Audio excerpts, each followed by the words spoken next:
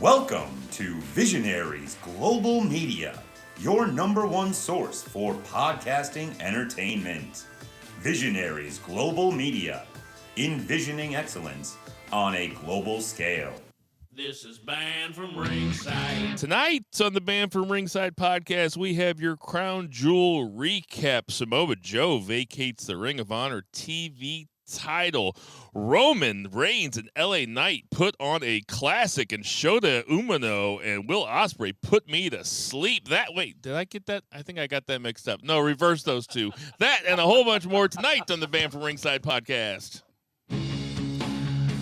Oh, so this motherfucker got jokes this week. Per usual. That's right. Ditch that 9 to 5. It's time to feel alive. Hello, Marks. Welcome to the Banned from Ringside podcast. As always, I'm your host, Bill Vagey, a.k.a. Daxtose Intolerant. And sitting directly across from me, we have Jason Cornelius Bell. What's going on, JCB? On this day, I see clearly.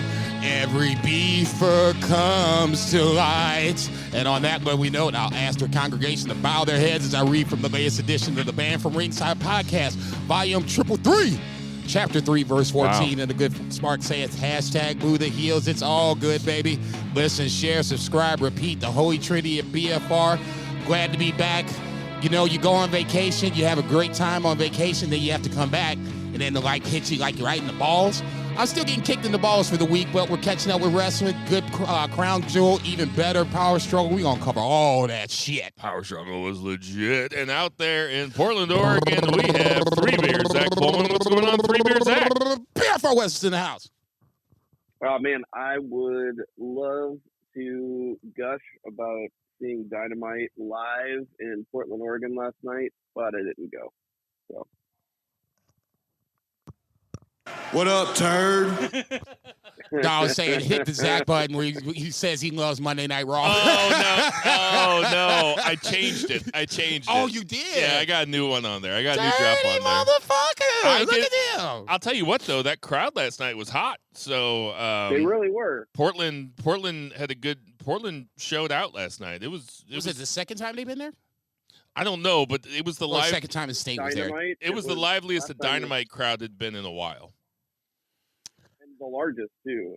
Last time they came, they were in Veterans Memorial, which is where, like, our minor league hockey team plays, which is next to the Moda Center where the Trailblazers play, but they did Rampage and Battle of the Belts. And I didn't go to that show either, but it didn't look very good, and it turned out being very good. This one looked good and was good, but I run D&D on Wednesday nights. So. And sitting to my right. No, you are not. No, you are not. Back that back. No, yeah, get him. No, you are not. Just gonna throw that out there. I've always we said, just gonna move along. Listen, I've always said that I don't know anything about Dungeons and Dragons, but it seems like the type of thing that I could really get into. So, Zach running D&D on. Wait, you run D&D on Wednesday nights? I do. Yeah, every Wednesday. When did that start? Probably like before you lost your virginity. Dude, this is a wrestling podcast. There is no making fun of anybody for anything nerdy. Get him. So when did that start, Zach? About 6 weeks ago. Oh, well, that's fun. Are you called like the Dungeon Master? Is that right? Technically, yeah. I mean, they a lot of people these days call them game masters because Dungeon Master sounds a little suggestive. Yeah. You think? Like BDSM type stuff? You think? Yeah. But yeah, I'm the. But you're also into BDSM, though, right? Oh yeah. Yeah. Okay. And your Halloween costume was shit. Yeah. So. I'm dead. So, okay, hey, good. Did you have a good time at Dungeons & Dragons last night? It was awesome. See, now, this is a guy that does what the fuck he wants. This is the king of his castle. He hosts Dungeons & Dragons because he wants to. He hosts a wrestling podcast because he wants to. We do not begrudge this man. Check out the Dungeons & Dragons podcast on Visionary Global Media Network. What would the Dungeons & Dragons podcast be called in the Banned from Ringside? You know how me and Jason always talk about Banned from Courtside being our NBA podcast? What would the Dungeons and Dragons be called? Banned from having sex. Ouch, dude. I mean, come on. It's a dry spell, okay? I'm allowed a dry spell, motherfucker. God damn. Thought that maybe banned from the table. That's like, it's always just like, it's a tabletop RPG. So you got to talk about your table in the sense of that's like the community. I'm intrigued. I want to get into it. I could be a Dungeons and Dragons guy. I could be a game master. I could be a dungeon master too.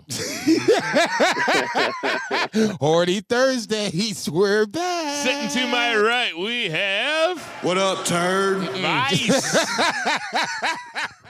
What's going on, Vice? Man, I had a funny story, but this Dungeons and Dragons thing just fucked it all up. Let's just start talking about wrestling, please. We're sitting here in beautiful St. Charles, Missouri. Bo's friend Jerry is along for the ride. He's just sitting there hanging out in the background. What up? He's saying what's up. So, without Buckle up, Jerry. further ado, let's get to that 3 count. 1, 2, 3. JCB, kick it off. Let's talk Crown Jewel. 1, 2, 3, 4, 5, 6, 7 match card plus a impromptu Miz TV. Let's start at the top. Sami Zayn, in the dark match defeats JD McDonough.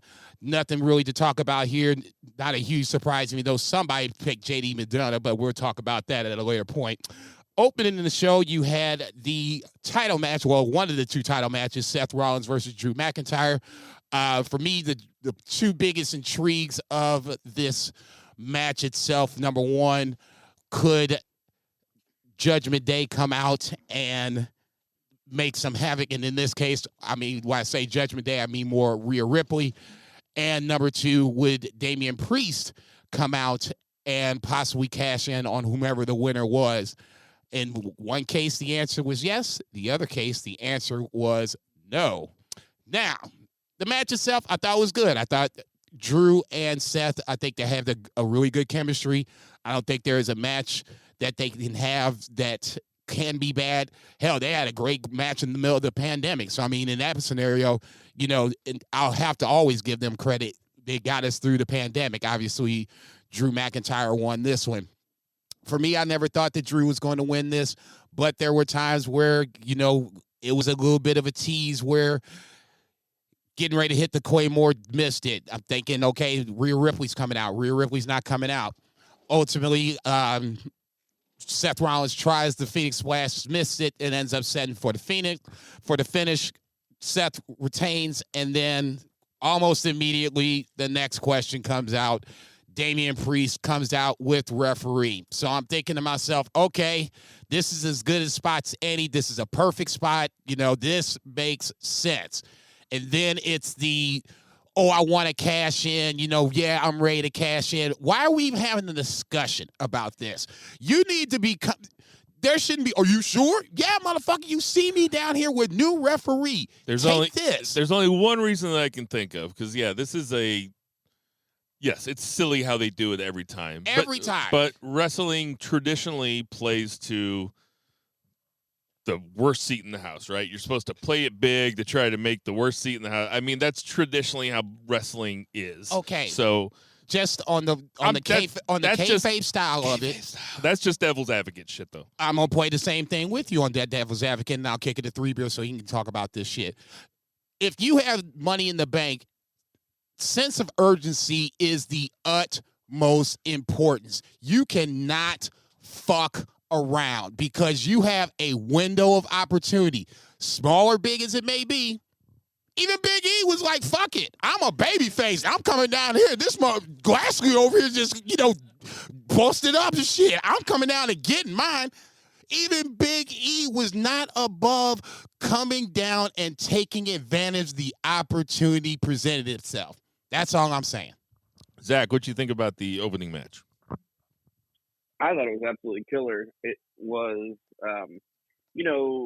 pretty indicative of what you would expect from a WWE kind of pay-per-view style match. These 2 guys have pretty much perfected that style, and the crowd was super into it by the time, with the kickouts and the double downs and all that. Yeah, it was the best match on the show. by a long shot.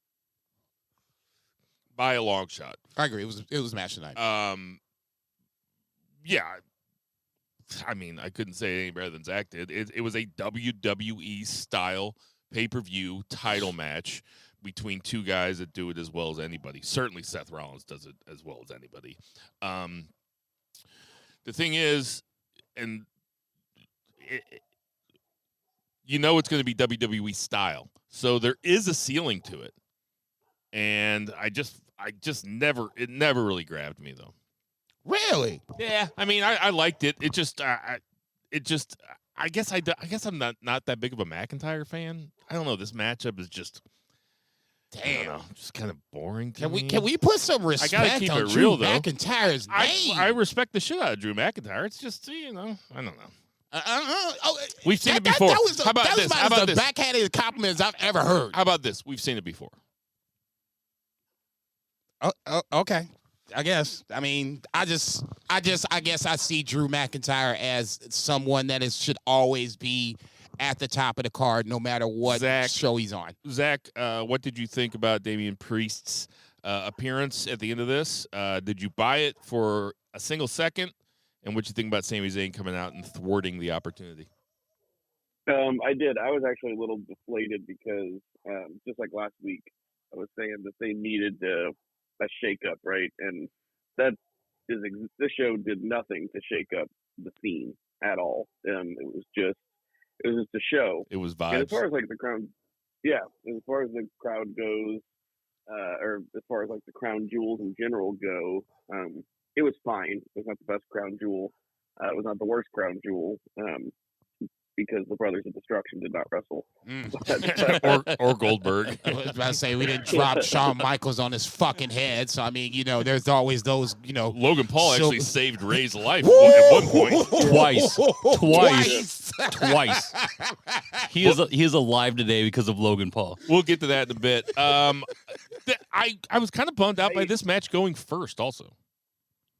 What would you want to go first? Downhill from here. Well, Cody versus Priest could have gone first because then the Priest cashing in would have popped me. I would have been like, oh, well, this can happen now. Like if Cody would have gone over Priest in the curtain jerker, and then in the fourth match you have Drew versus Seth, and then you have this angle where Damian Priest comes out. Because what's Damian Priest going to do? Cash in, win, and then face Cody later on? I never bought it for a second. Fair. What was next? Fatal 5-way for the WWE Women's title. Rhea Ripley defending against Raquel Rodriguez, Zoe Stark, Shayna Baszler, Nia Jax. I'm going to let that one go. This should have just been basically boiled down to Nia Jax versus Rhea Ripley. The finish, I thought we were going to see another Roman Reigns. I'm stacking these bitches up, and you can count whomever. I think it was Zoe Stark at the bottom.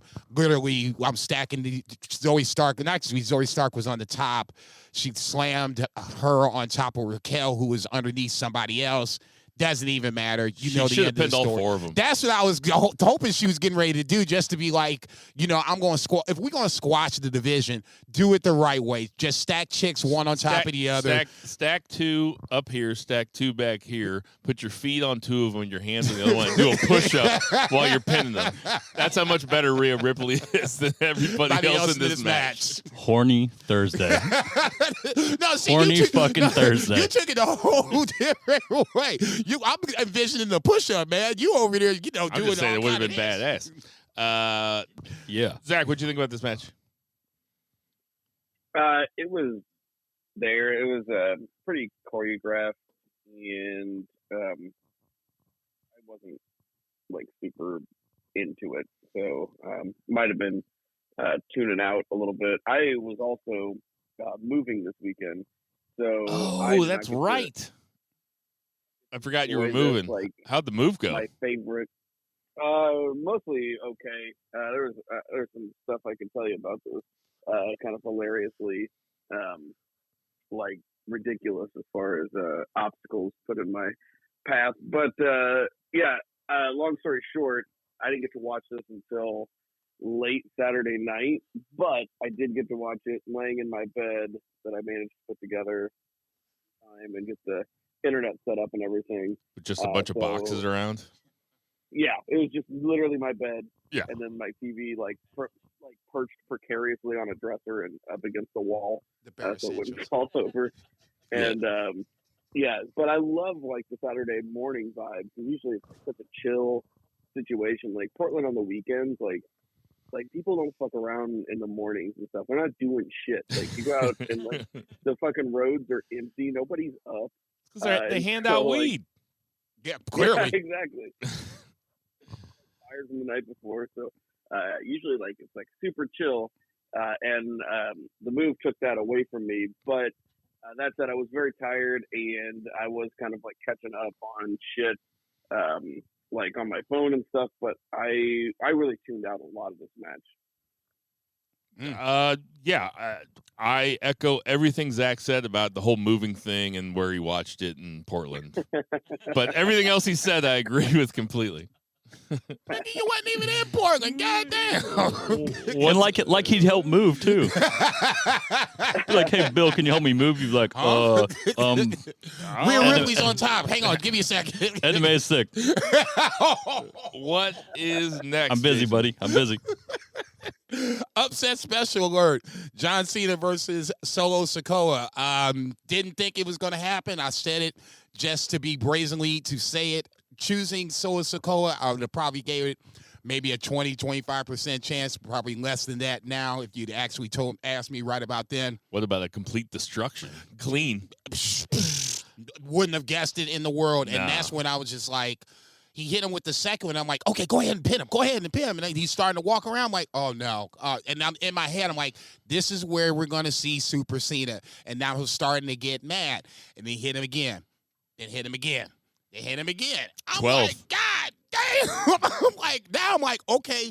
Now I'm feeling a little bad for Cena because he gets catching this work. I think that was the point. That you're supposed to feel bad for Cena. And I think a lot of this is, those who are not like me, those who are truly John Cena fans that truly believe that he's the GOAT, that's, I think, what this is more directed to. For me, it was not a true passing of the torch, but this is what, like I said last week, it was supposed to happen. For John Cena fans, this is shell shock action. This is not supposed to be going down by any stretch of the imagination. Zach, where you at on it? My favorite part is he took 12 finishers or whatever, just got his ass completely handed to him, and as he leaves the stadium, Michael Cole says, John Cena truly is the greatest of all time. Dude, this guy just got fucking murdered. I was getting ready to say, no. All right. So I didn't bring the notebook out here, but I know what happened. Jason had a perfect prediction week. He called this, and he called the women's heavyweight championship between EO. But I want to say that I thought that Cena was going to. I thought that Cena was going to win. Zach and I both picked Cena. I did not expect it to happen this way. I'll say this. Nobody did. It's the best way it could have happened. This was the best. This actually was surprising, and it puts Solo Sikoa over huge, becoming the longest in the line of the Anoa'i family to beat the shit out of John Cena. Umaga, Rikishi, The Rock, Roman, and Solo. We passed that motherfucker around like a joint, nigga. Who next? No, but I think that's ultimately what you said is to put Solo Sikoa over to where now. And I want to see what John Cena's next match is now. Apparently the writer strike is over, so we might be not seeing John Cena for a while. Dude, which is he ain't going out like that. No, I think. Honestly, go away for a while. Honestly, I can see him having a WrestleMania match. Fine, don't come back into WrestleMania. But this just the longer he goes away, is the more and more it just reinforces the killer, the monster heel that Solo Sikoa is going to be. Were you able to watch this match without it having been spoiled? Yeah, I wasn't spoiled on any of this shit. So. I was not. I was surprised at the finish. It was over the top, right? Like so many finishers. you can look at it either way. Either that he just like absolutely destroyed him and that's cool, or that it took way too many of his finishers to actually put him down. Really, it seemed like he was just gratuitously putting him down because it wasn't like he kicked out of him. No. So, he was just getting fucked up. It was great. It was great. He was yeah. getting murdered. Yeah, it was awesome. Okay, so if you have We don't have to hear him for what, like a month now? if you have Freddy Krueger on the ropes, you just don't stab him once. You stab him 12 times. You got Michael Myers, on the run. You don't stab him once. You stab him 12 times. John Cena is the boogeyman. How many No, he's fucking not. how He's many not the fucking boogeyman. times He's have we Toucan Sam. I mean, they get the same haircut, but whatever. How many times do we see John Cena come back and power out of this and come back for the dub? Too Many times. Yeah, but it's not. You stab that motherfucker as many times as it takes to lay down and stay down. Man, John Wick doesn't shoot anybody once. Thank you. no, he does double taps. This is a lot of Samoan spikes, though. This fucking ruled. I'm really happy with it. Is that why you said John Cena sucks, or was that when you just saw him immediately? That's your just visceral reaction? No, that was Murray that put that. That was Murray that initially said that. He said John Cena sucks. You followed up. It was not me. I followed up. Okay. But yeah, on the side text, yeah, I was gone from the house, and Murray starts talking about shit, and I'm like, hey, dude, just so you know, I'm not watching it right now. Y'all motherfuckers blowing my shit up on the way to KC. and I'm Murray- like, God damn it! Murray, I know you're listening, and you were right. You were just saying John Cena sucks. It's not a spoiler, but it felt like it was moving somewhere. It felt like anything could have happened at that point. I Okay, had to that's be like, what I'm saying. all right. If you don't want John Cena to win, you don't want anything, remotely breathing that air around you. That's why when Cena's down, by the 5th or 6th, I was like, oh, shit. Yeah, it was good. What was next? Next up, we had the Miss TV segment. What was next after that? I was getting ready to say, basically, this is going to be a slow babyface turn. We'll talk more about that on Raw with their triple threat. I'm sorry. Logan Paul versus the aforementioned Rey Mysterio for the U.S. heavyweight title. I'll just say this. You already stole part of my thunder that Rey Mysterio was saved not once but twice. Logan Paul might be the next part-time champion. That's what it feels like he's going to be. But he feels like he has that it factor. Whatever that it factor is, you hate him because of this reason. You like him because of that reason. There's no real people that I can think of that sit on the fence with Logan Paul. Either you like him or you don't. I'm on the like him side of the fence. I think he's an amazing heel. He's just getting better and better in the ring. Watching him press Rey Mysterio. Granted, Rey Mysterio isn't 300 pounds, but to press slam any other human being, to me, is a feat amongst himself. I think Logan Paul is going to be a great fucking heel, even though I will say this, and I'll kick it to whoever wants to take it from this point on. When Santos Escobar came out and stepped on the brass knucks and then picked it up and then ran off one of Logan Paul's boys out of the ring, why would you, and this is kayfabe style, why would you put the brass knuckles on the apron and then run off? Why wouldn't you take it with you? Do you have an answer for that? Yeah. Zach? Either A, you're dumb, or B, Ding, ding, ding, ding, ding.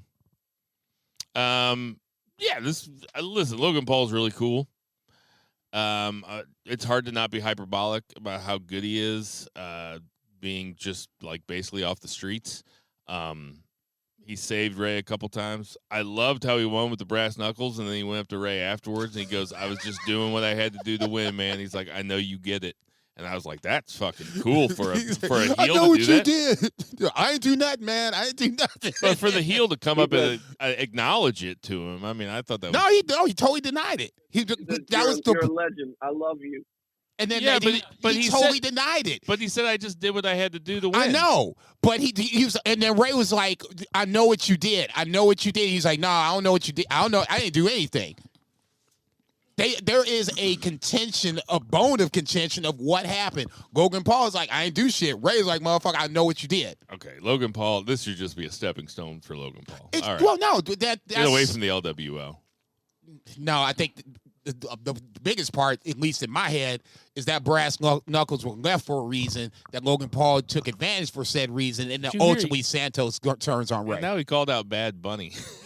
What? Yeah, he called out Bad Bunny. He said he wants to fight Bad Bunny for the U.S. title. That would make so much fucking money. Do you know Bad Bunny is performing at the Super Bowl? Yes. What if they did Logan Paul versus Bad Bunny as the Super Bowl halftime show? I mean, that is such a dream. That would be the fucking best thing in the fucking world. Now you're stuck watching wrestling, bitch. You have no fucking choice. Hold on. Yeah, so that would be fun. That will never happen. They will have Bad Bunny out there doing a couple songs, a couple of his little songs. No. What if they did it for a couple of his top 40 hits? What if they did it for Royal Rumble weekend or whatever they do in February? I think is Elimination Chamber in February. Yeah. What if they go down to Australia and have a fucking Bad Bunny Logan Paul match? What songs does Bad Bunny do? Does he do like? Well, hold on. What are you asking? Apple bottom jeans, boots. Is that Bad Bunny? Yeah, we're going with that. So Bill is still not learning new slang. And clearly new music. Shorty got low. They don't even have to fight on the halftime show. What if he just comes out and calls him out and was like, "You want this?" I had to explode. Oh, Jason. Please, Steelers don't make the Super Zach, Bowl. what do you think about Logan Paul being the U.S. title holder? I think it's a great idea. I am words cannot express how upset I am about how much I enjoy Logan Paul. He's one of my favorite pro wrestlers. Yeah, it's pretty. He's every single match that he has is must watch. He's and every single one of them's been awesome, and he's only had 5 singles matches, and they've all been great. He's super athletic. He's a delight to watch at the ring because he doesn't just have an established moveset. Also because he's only done so many matches, you never really know what he's going to do. I mean, this dude was channeling the Ultimate Warrior. He did the rope shake and the big splash and the press, the military press. It's just hilarious. You have no idea what's going to happen. It's so fun. Logan Paul. God bless that dude. I mean, get Rey Mysterio. There's a word. Mysterio, I don't really believe in the Mandela effect or shit like that, but there could be a dimension somewhere in the universe where this year's WrestleMania is Logan Paul versus Will Ospreay. Oh, come on, man. Come on, chill out. I'm gonna need you to chill the fuck out. Sliding doors, a couple decisions that were made differently. We could be looking at a Logan Paul, Will Ospreay WrestleMania match. Okay, you talking like that? If so and so did this, it's gonna end with a low blow. You better not. I swear to look. Will Ospreay's going to go, and I'm just going to go sidebar for 30 seconds because obviously we're going to talk about him later on. Will Ospreay is going to go wherever he wants to go. If he goes to AEW, fine. If he goes to WWE, fine. If we get a dream match and Will Ospreay's in it and their low blow is even remotely ending the match, I'm going to lose my fucking shit. That was a joke. No, you did this with AJ and Nakamura, and you did it multiple times. I didn't do it with them. No, I'm just saying. You mean the Royal You? Vince. Yes. Okay, if you want to be pronouns. specific. Pronouns. No, I'm just going to call a motherfucker out. Vince did that multiple times, and I still came back watching it like a dumbass all 3 times. Triple H, I would assume, wouldn't do this Vince move, but you never know. This is still the umbrella of WWE. Speaking of sliding doors, there's a sliding door somewhere. There's another dimension somewhere where Stone Cold's big phrase that made him super famous was, "My pronouns are I just whooped your ass."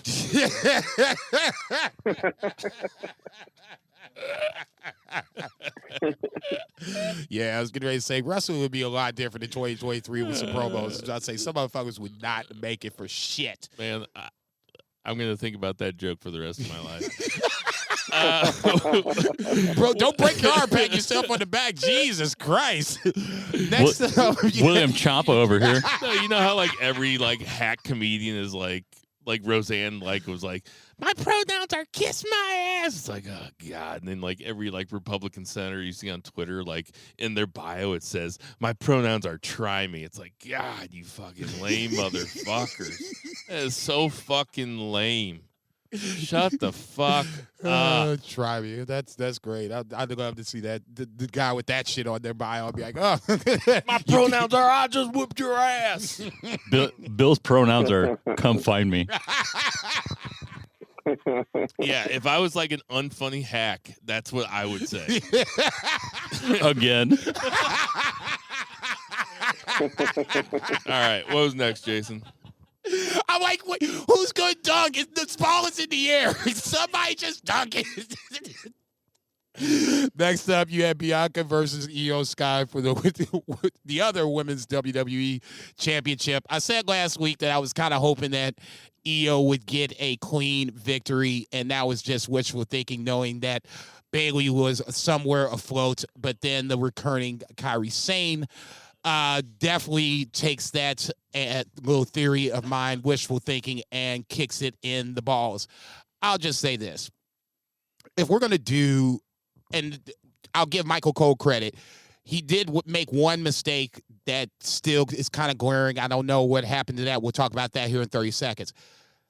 In this scenario, he had to remind me that Bayley was the one that took Kairi Sane out of action. So her coming back to help. I never would have remembered. I would have never remembered that either. So her coming back and bumping Bayley aside, attacking Bayley, whatever you want to call it, to help Io retain, I guess to me is the crux of the story. Is this babyface Bayley getting ready to return, or is she just going to go her own way? I don't know. And ultimately, I don't care. We're talking about everybody but the one person we're supposed to be talking about, and that's the champion. You know what? I didn't even think about Bayley going babyface. Oh God. What you think, Zach? You know what's so funny is like just a few years ago, never would have even considered Bayley being heel, and she's really good at it. She's a good heel. She's way better at being a heel than she is a babyface, if you ask me. She's really good though. What you think of the match, Zach? Annoyed by her, and so she's annoying, and that's better. Or did you like her as a babyface too? I'm sorry, you were cutting off there. Say it again, please. Oh, did you like her as a babyface also, or did you really like her as a heel because she's annoying to you? She's annoying to me as a babyface. She's not annoying to me as a heel. I think that she's a really natural heel, and yeah, I mean, it really kind of is a testament to how good she is. That now the idea of her going babyface just almost sounds impossible.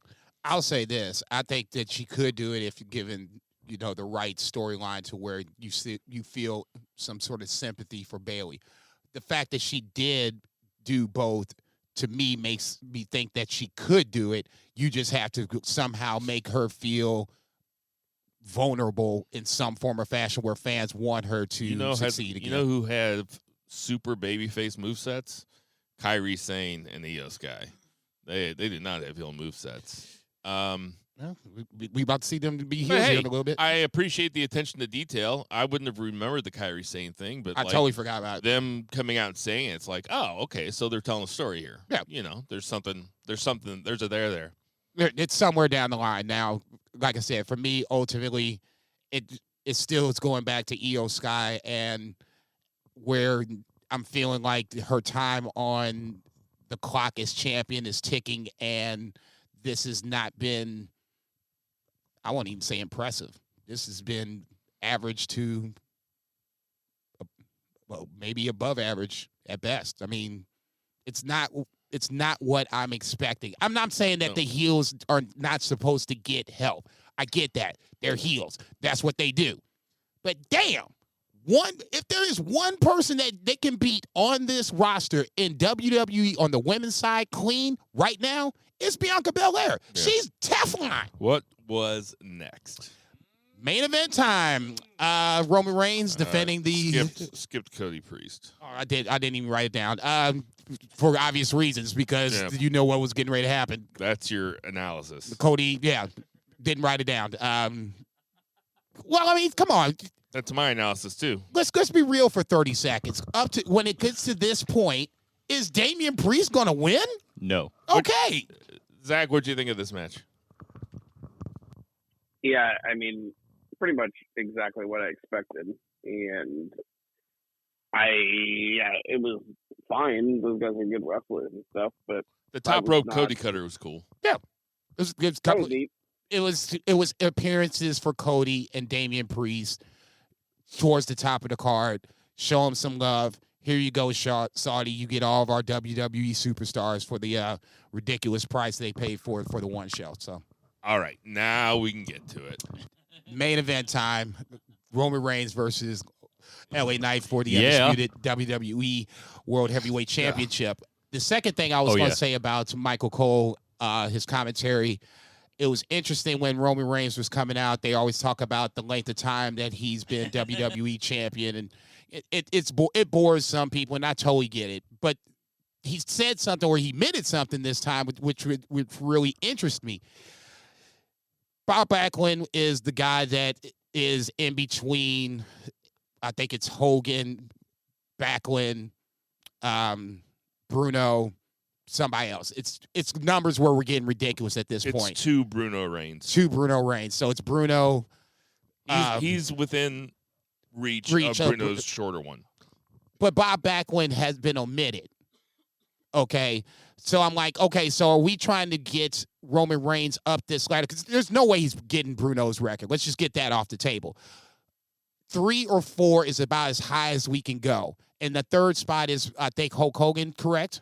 Okay, that's like 1,400. So, I mean, that means he's going to go through the rest of this year. And then somewhere next year is where he drops the title. September. Okay.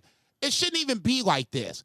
This number is ridiculous on its own. When it hit 1,000 days, that's ridiculous. Whether you want to talk about how many defenses he's had or not, whatever the case may be. That's the only main argument about the 1,000 days. Totally get it, but it's not that. It's not those 80s, 90s days of wrestling. It's 2023. Roman's going to do what the fuck he wants to do, and Vince and Triple H won't allow him to do it. So this is the landscape you have to work with. I just don't want Bob Backlund to be omitted on this run where the number is supposed to be the deal. That whole thing was about Bob Backlund? Well, no, it's about the fact that they're trying to make this streak as big as humanly possible. So when whoever beats it, probably Cody Rhodes, it's going to be a huge fucking deal. Oh, he hasn't lost in blah, blah, blah days. Cody Rhodes is going, whoever takes this mantle is going to take this mantle and take all that comes with it, which is fair. But let's not make this streak bigger than what it is. Yeah. Just let this shit play itself out. Don't make Roman, you shoehorn him into this point. Now let's not make it worse. What do you think about the match, Zach? Dear Mr. Backlund, I wrote you, but you still ain't calling. Dude, seriously. Fuck you, Zach. Real good. That's real good stuff. The match was a total snooze fest because I think I stole that from you, actually, Bill. Honk shoe, motherfuckers. Shoey. Nobody expected LA Knight to win. B, LA Knight is very charismatic, but he's not necessarily great in the ring. And C, it was the same match that we've seen every single time Roman Reigns has wrestled, which is very memorable because he doesn't wrestle that often. The only difference between him and Evil is that he doesn't wrestle multiple times a month. It's just the same shit. Man. So yeah. Yeah, Roman he wrestles like he's in House of Torture. Whoa. You're right. Whoa, hang on, nigga. That's a really good point. Y'all going off the reservation on this shit. This match sucked. This match was just not what I was looking for.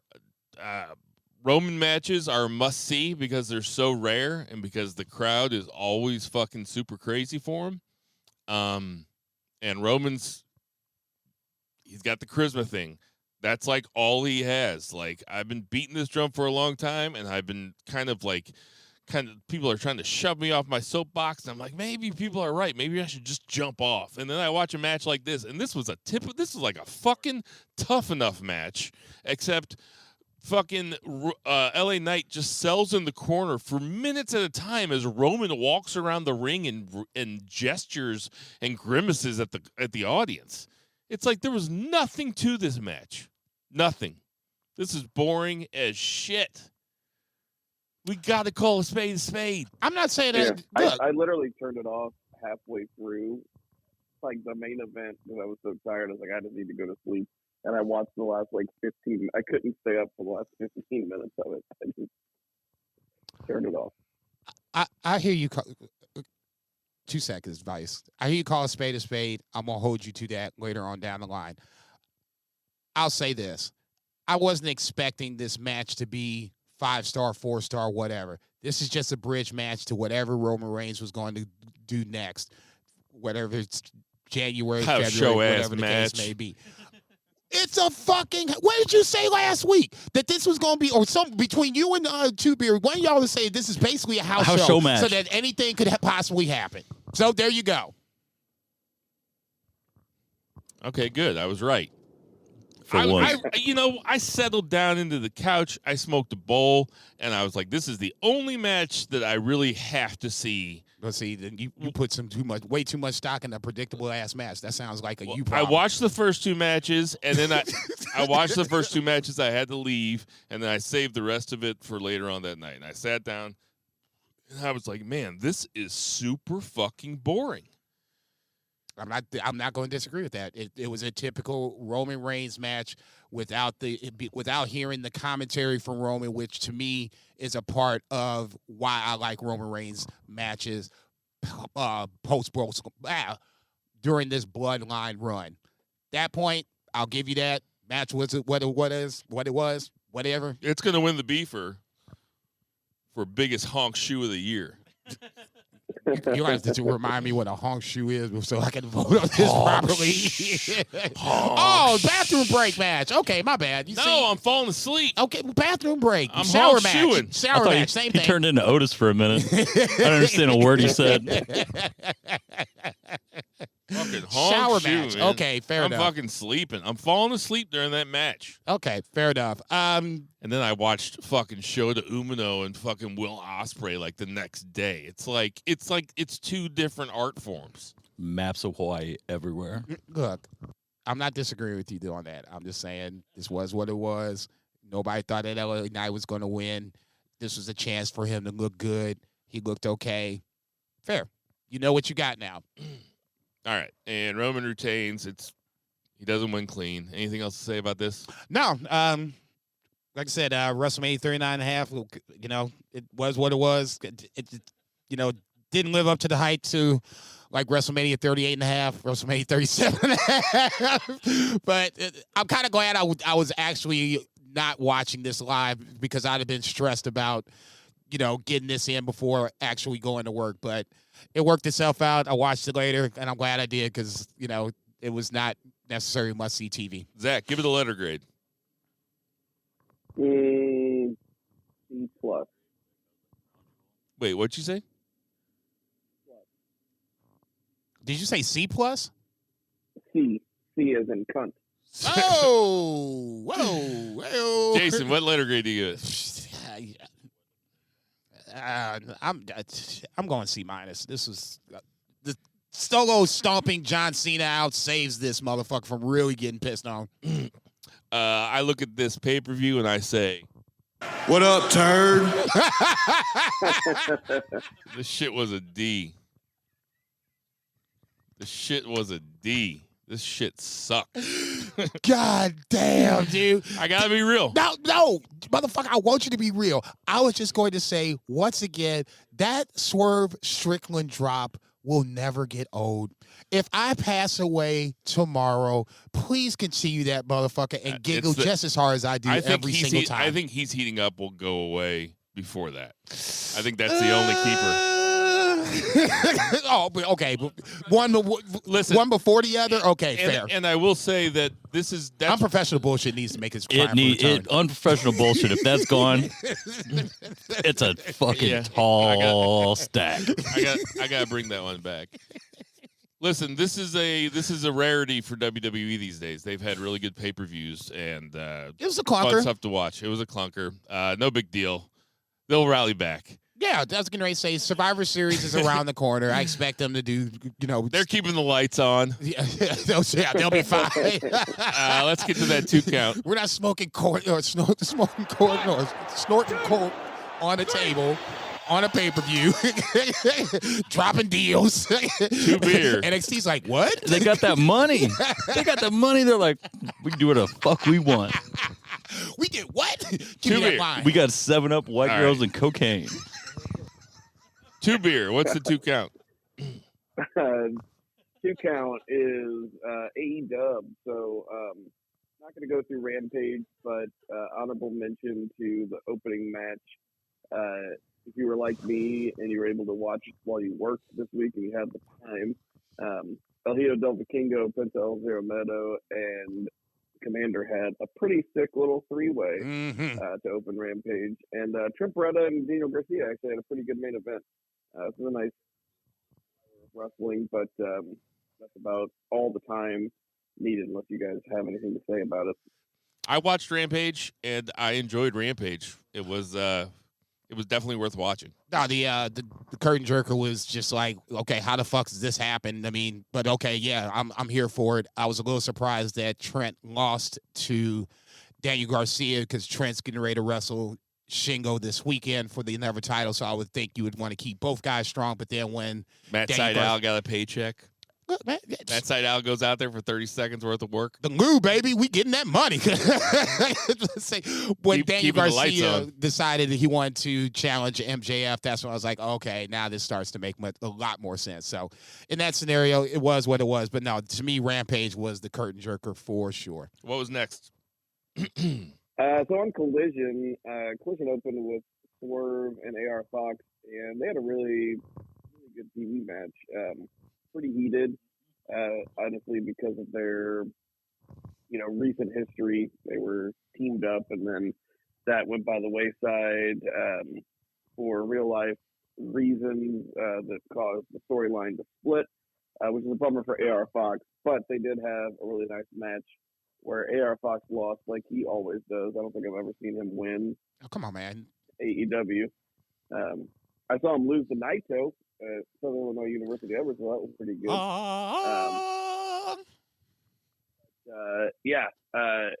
I really like this. The only problem I had is that there was no Hangman Page. The dude was literally in your house last week, or maybe like 2 weeks ago at this point. There hasn't really been any. There was follow-up on Wednesday. Tearing finger paints off the fridge, man. Okay. Ugly ass pain. I'm like, damn.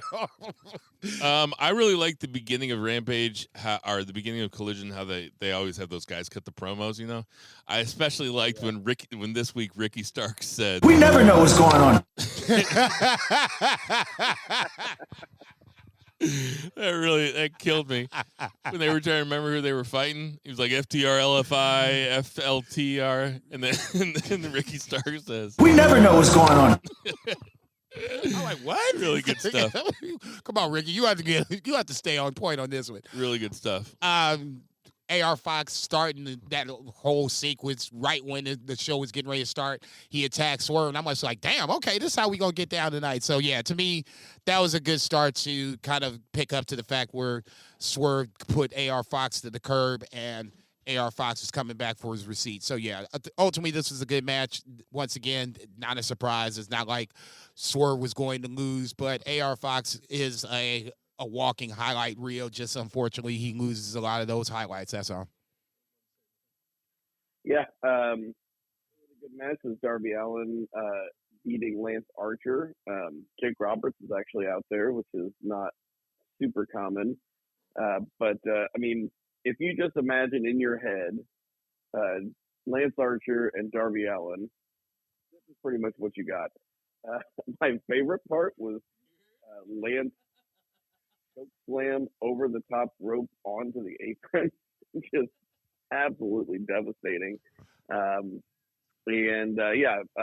ended up kind of sneaking in a win, which is not surprising. I mean, Lance Archer is kind of the big guy that they beat a lot. He's like the monster guy. No, he can't be a monster at this point, man. He's a big guy. I'll say, when I think monster heels are supposed to invoke fear, and win some matches from, more times than not. I can't remember the last time Lance Archer actually won a match. You know what I'm saying? And then you have the Righteous come out. I'm like, okay, so this scares who? Last time I checked, you jokers lost to one guy, and now you got this other dude losing to one of the smallest guys on the roster. This shit's a joke. Dude, the last time that Lance Archer won a match, his hair was red.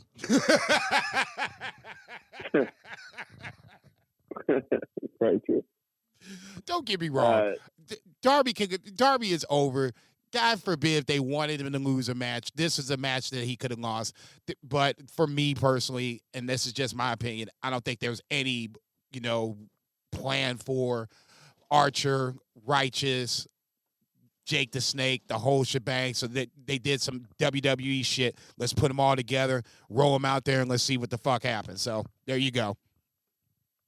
I kind of like the Righteous. I don't think the match was as much of a burial as you might consider it, just because it's MJF, and I made them look a little bit like geeks, but it was a comedy match. It wasn't like a serious kind of athletic competition. It was a comedy match. But I like the Righteous as an act. It'll be interesting to see if Jake Roberts can get him over or help. I don't know. Jake doesn't move too well. It doesn't talk too well. I had a lot of respect for him, but man, he looks rough every time you see him.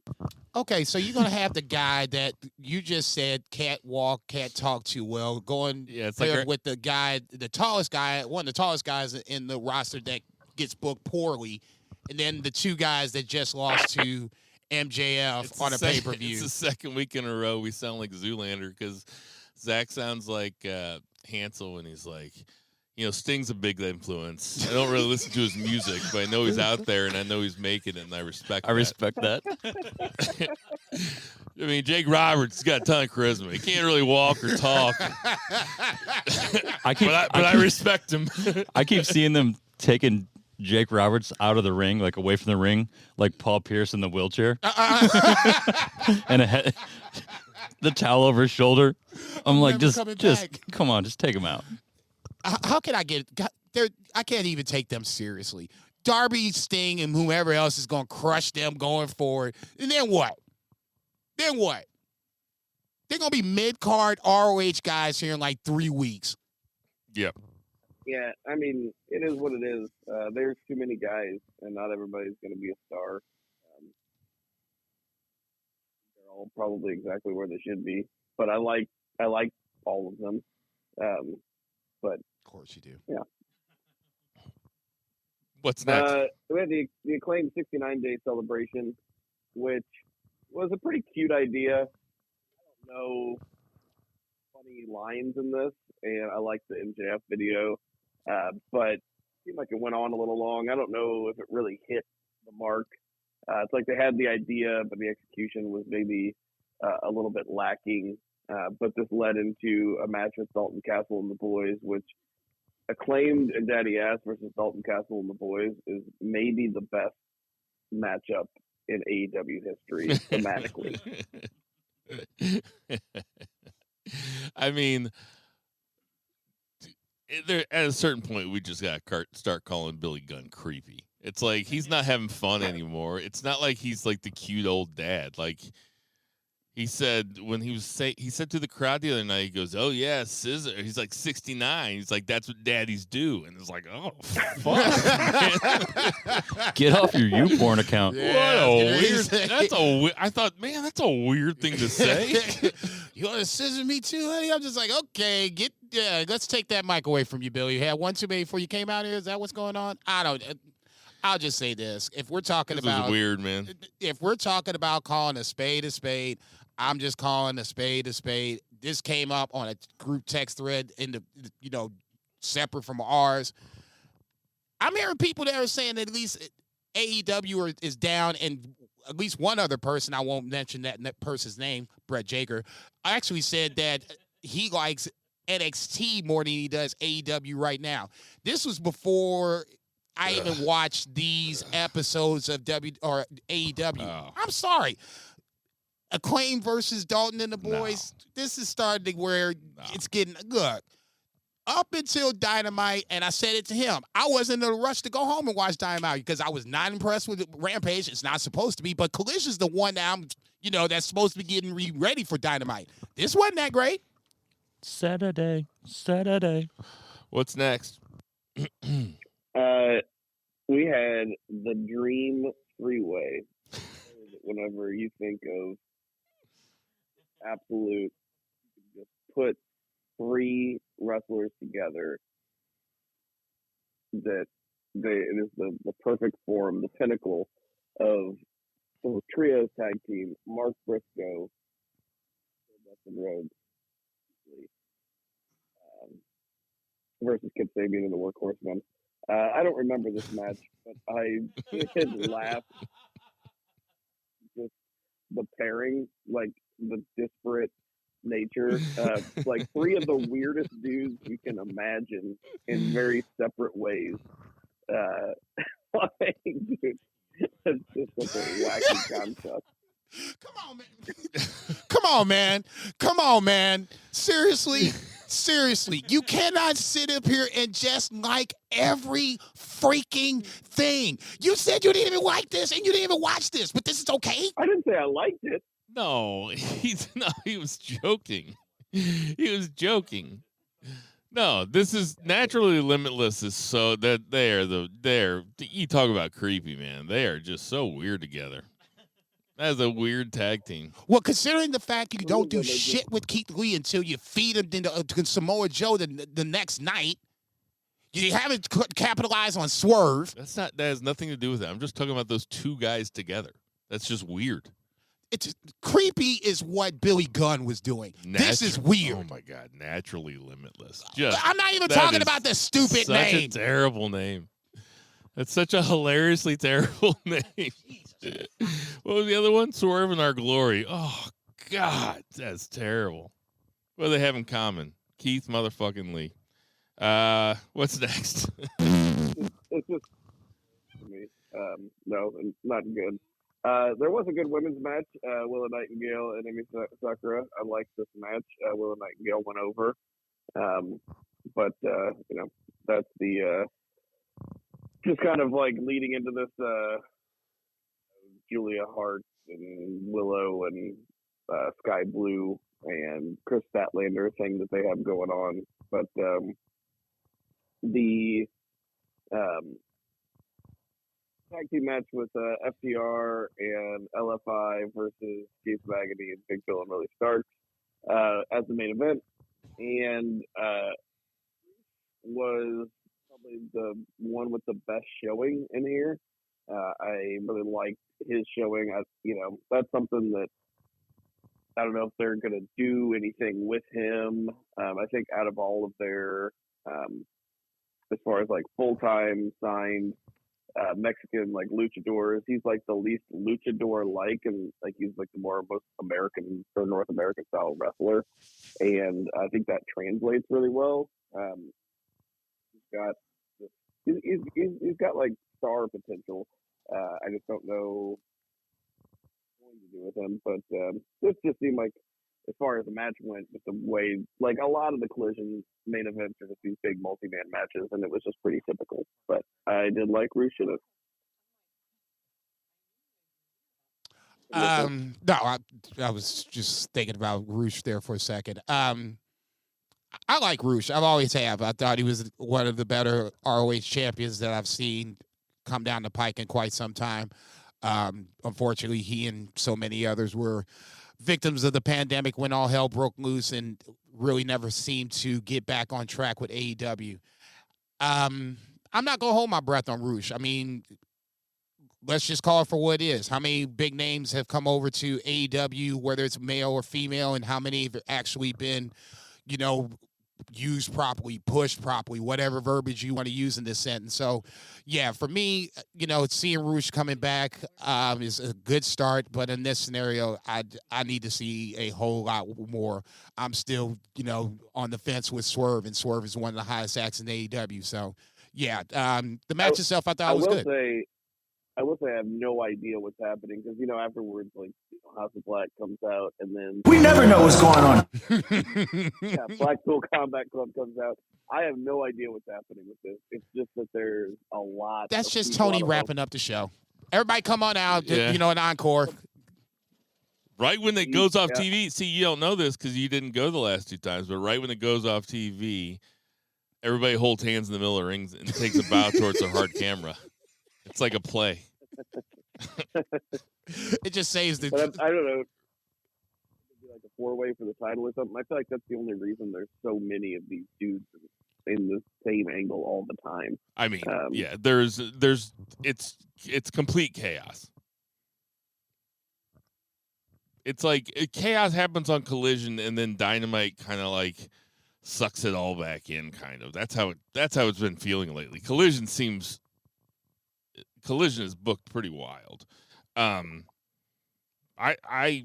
enjoyed the fuck out of Dynamite though. What happened on Dynamite? Dynamite opened with an excellent title match between MJF and Daniel Garcia. TV match though. I mean, there's a commercial break in there. Definitely not like a pay-per-view level, but still really fun. Actually opened specifically with a promo from MJF, and it was just kind of like a larger segment. But MJF backstage with Tony Schiavone, talking about Jay White and all that. But yeah, I think the match was good. Could have been a little bit longer. They had quite a few matches on the card itself. But I really think Daniel Garcia managed to stand out even in the time and even in the loss, like Bill said, either in text, I think, or maybe it was on present VFR. Just the dancing to like really help cinch in a submission move. That is the perfect blend of sports entertainment and professional wrestling. It really is. It is hilarious. When he was selling that arm, but he started dancing, but he was just dancing with one arm. I was like, oh man, that is good. I really like him on offense, man. I thought that him and MJF worked incredibly well together, and would love to see them, get like 20 minutes, 25 minutes, because Daniel Garcia's got some pretty cool fucking offense, man. I was a big fan of this. Becoming radicalized. I'm gonna be a Daniel Garcia mark here pretty soon. I don't know why it took you so long. Go ahead. Dude, the best was when he forced himself not to dance. Like he kept fighting. Yeah. I'm not gonna dance. I'm not gonna dance. I'm not gonna dance. And everybody's like, dance, motherfucker. Do the dance. See how much then he does it with one arm. Do the hips. Nigga, just give me the hips. I say, give me a hip. You ain't gonna put the arm up. Just put the hip into that motherfucker. No, I mean, when I say I'm gonna become a Daniel Garcia mark, I mean I could see him, maybe not on a Kevin Owens level, but I could see him getting real high up in my ranks if he kind of keeps going in this direction. You buying a shirt? Like the you guy getting merch? Like the guy who's just so serious, but he does goofy stuff, but he still I just think that's so extremely my shit. I love it. No, this was obviously... That's like old Kurt Angle shit. Yeah, I was going to say, it's... I have to give him credit. He's willing to, laugh at himself, and that's always an admirable trait to have. I agree with you on this one. I thought it was maybe a little short.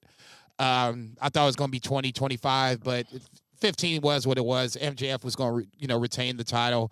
That's your champ. You know what you're going to get. And let them get a good decisive win. Yeah, and that's fine. It's not hurting Daniel Garcia. He's fucking over with fans. Hopefully you figure out a long-term plan with him down the line. Only thing I'm asking is, can we see the ROH tag team titles? I mean, you always, recognize them as the tag team champs. You might want to bring the title out, at some point. Whatever. What else we got? Is it still Sting and alive? Darby Allin, Proof of life. 80s jobbers, which I guess is fitting because he said that Jim Valley told him that Sting had not wrestled in Oregon since 1989, which kind of makes me sad that I didn't go. I think the one reason that I would have liked to go to Dynamite would be to see Sting live. I've never seen him live. Never saw WCW whenever I was a kid. Wow. So that would have been pretty cool for me, but still. You ain't real. What's that? You ain't real. You ain't no real Sting, Mark. Uncle Stinger. When I was a kid, I was actually Sting 3 years for Halloween. 3 years. Okay, never mind. I take all that shit back. I know that makes me feel kind of bad for how hard I run them down. It was 3 years. Like 11, 12, 13, somewhere along that age. Anyway, I hope you didn't take it personally. But the question is, were you the same Sting, or did you go through like the evolution? Ooh. Two of the black and white Crow Sting and one of the Wolfpack Sting. Okay, see, Mark. See, okay, yeah, he's a Mark. I apologize for not calling you not real. I said I apologize, nigga. Damn, sorry for calling you an unreal Sting, Mark. What was next? Let's see. Tony Storm and Cheetah, that was pretty entertaining. Tony Storm is always entertaining these days, but nothing really to speak of it. We had Swerve Strickland beating Penta in an awesome match. This is the kind of match that would have been absolutely great to see live. Really good chemistry for them, and the crowd was super into it. And Swerve wins, which is unsurprising. Penta's just that guy that they beat. They had him win on Rampage in that three-way, so he could lose to Swerve here. And then Hangman finally comes out and gets a measure of revenge on him. But this match was killer, and I look forward to seeing more follow-up on the Swerve Adam Page story. I feel like that should be like your number 2 story that you're telling in the entire promotion. And it's been 2 weeks without a mention, so thankfully it is back. Zach was cooking right there. I agree.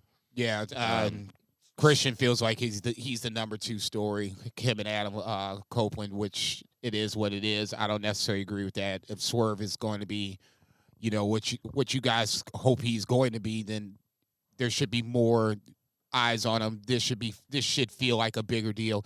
Don't get me wrong. This should have been the main event.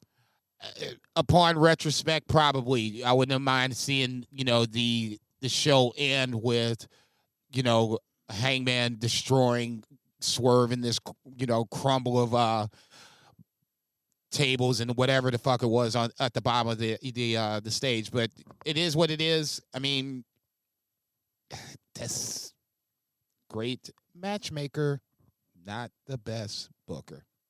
What you got? Well, I mean, also, go ahead. I mean, I know that we lately have been tearing into Tony Khan for it's a lot of TV. He's obviously not really delegating a lot, taking on 5 hours of booking television, and it is much messier than it has been historically. If you look at historical runs of booking, though, there are not many that do it very well for very long at all. It's incredibly hard.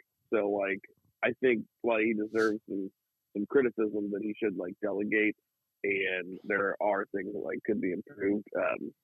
The fact that AEW exists and it exists at such a high level every week that we enjoy it, I'm not going to shit on it too much or him. It could be better, but it's a lot of nitpicking, honestly. It's an entertaining show every week. So when we started this podcast, wrestling was fucking garbage outside of New Japan. So I don't know. We used to spend like 5 minutes on like Natty Tamina matches. Exactly. Look, I'll just say this in retort because I feel like that's almost thrown my way. So allow me to retort. If we're gonna put AEW on this pedestal, then AEW needs to be judged in that same vein. Like you weren't even listening, bro.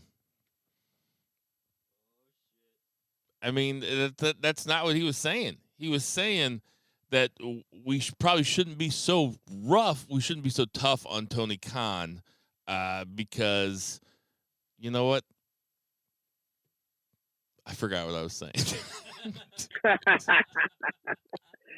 Basically, yeah, and feel free, Jason. Like, yeah, you can respond. But yeah, it's just historically, like there are not many bookers that are able to do this successfully for very long at all. Like I wonder how much help he gets. Does he get any help? Dusty Rhodes even. Does it Like look all like these it? guys. No, it doesn't. Is cocaine help? Clearly not. I mean, you can stay up a little longer. Yeah. I've got a great idea. Right. At 3:42 in the morning.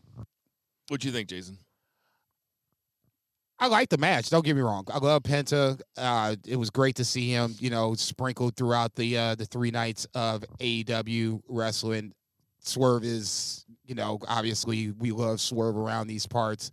I'm not mad about that for Hangman not getting retribution right away. Actually, I like the fact that it took a while to get to this point because now if you're Swerve, you feel like, in kayfabe style, I got, this motherfucker don't want no part of me. I just ran up in this house. I could do what the fuck I want to do. So, Hangman ain't shit. So then when Hangman comes back finally, he comes back in such this strong manner.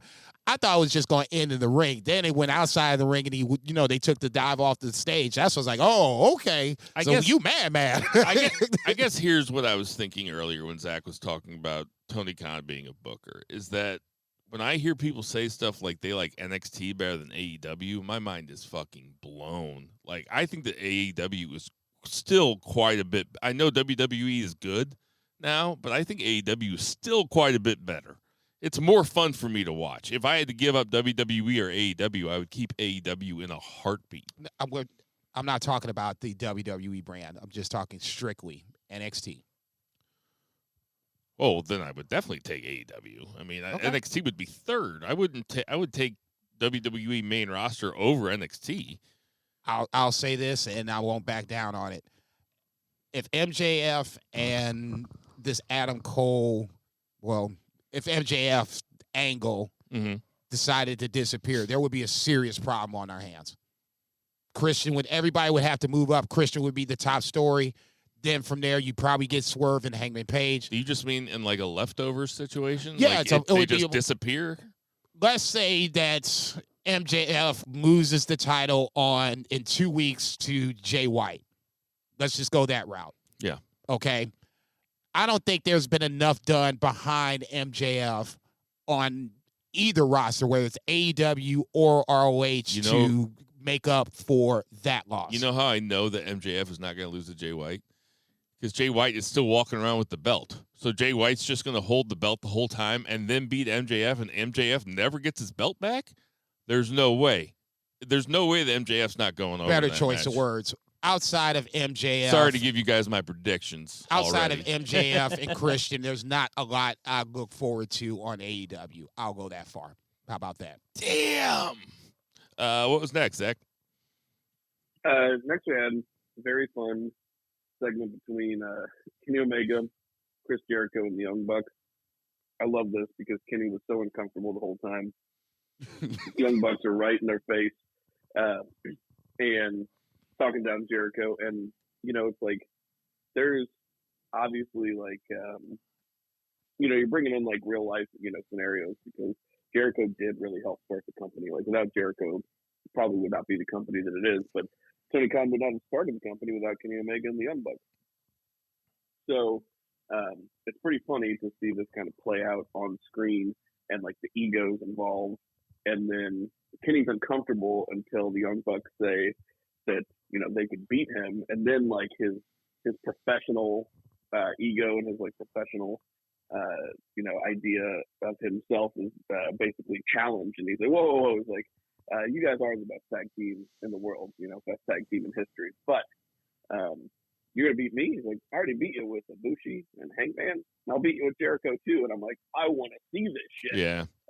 So then they put steps on it, double steps. So I was already into the match. I was already invested just because of the story they're telling and because of the people that are involved.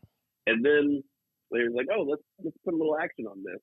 If we win, then we get that tag team title match, you know, that you're guaranteed, which thankfully they're bringing back into the storyline here. I was complaining about that, but maybe that was the reason, is they had this in the bag, and that's what they wanted to do with it. We never know what's going on. And then on the other side, we had, and if we win, if we beat you guys, then you guys have to dissolve your team. So there are stipulations here, which are exciting, and the match itself sounds awesome because of the people involved. I mean, this is a kind of a reason to buy a pay-per-view kind of match. Yeah. Anytime the two previous matches that we mentioned, Adam Page and Kenny Omega versus Young Bucks, probably the best tag team match I've ever seen in my entire life. Ibushi and Ibushi and Omega versus Young Bucks in California for New Japan, phenomenal. So I'm excited.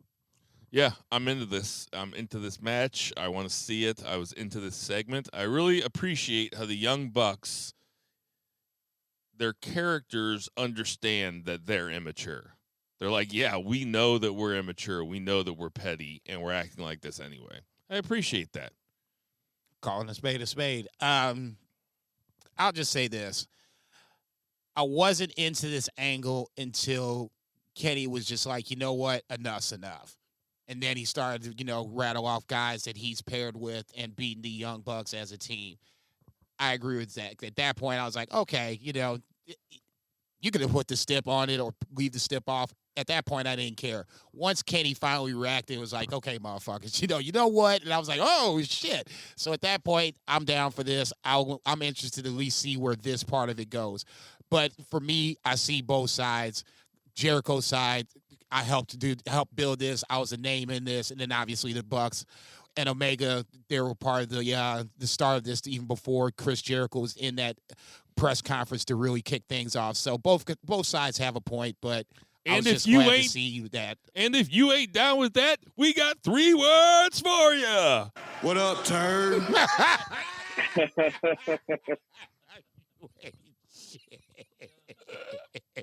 You ain't shit. God damn, boy. That's funny. Yeah. I say you should set that up more often like that. After that, we had Samoa Joe choking out Keith Lee and then vacating the ROH TV title. God damn. Who did Keith Lee piss off? I mean, I don't think I was so mad in my life. I can't even say that, but just in the last 24 hours. I'll go that far. This is ridiculous. I only said it that way, and I only set it up, and that's all I had to say about it because I just want to hear what Jason You know what I'm going to say? Damn. Okay, so let's get this straight. Disrespectful. Let's get this straight. This is something that only wrestling fans would understand. This conversation that we're about to have would probably sound insane to people that don't understand wrestling. But man, that feels like a burial. So you have this 579-day streak, something ridiculous. And instead of let's transfer this love, this rub that we've talked about so much, not only are you choking the guy out, well, I'm sorry, it was referee stoppage. I apologize. He didn't tap out. He just passed it. All right, man. So that makes it a little better. But then on top of it, you just going to let Joe drop the title. Just pop it in the middle of the motherfucker. You out your mind.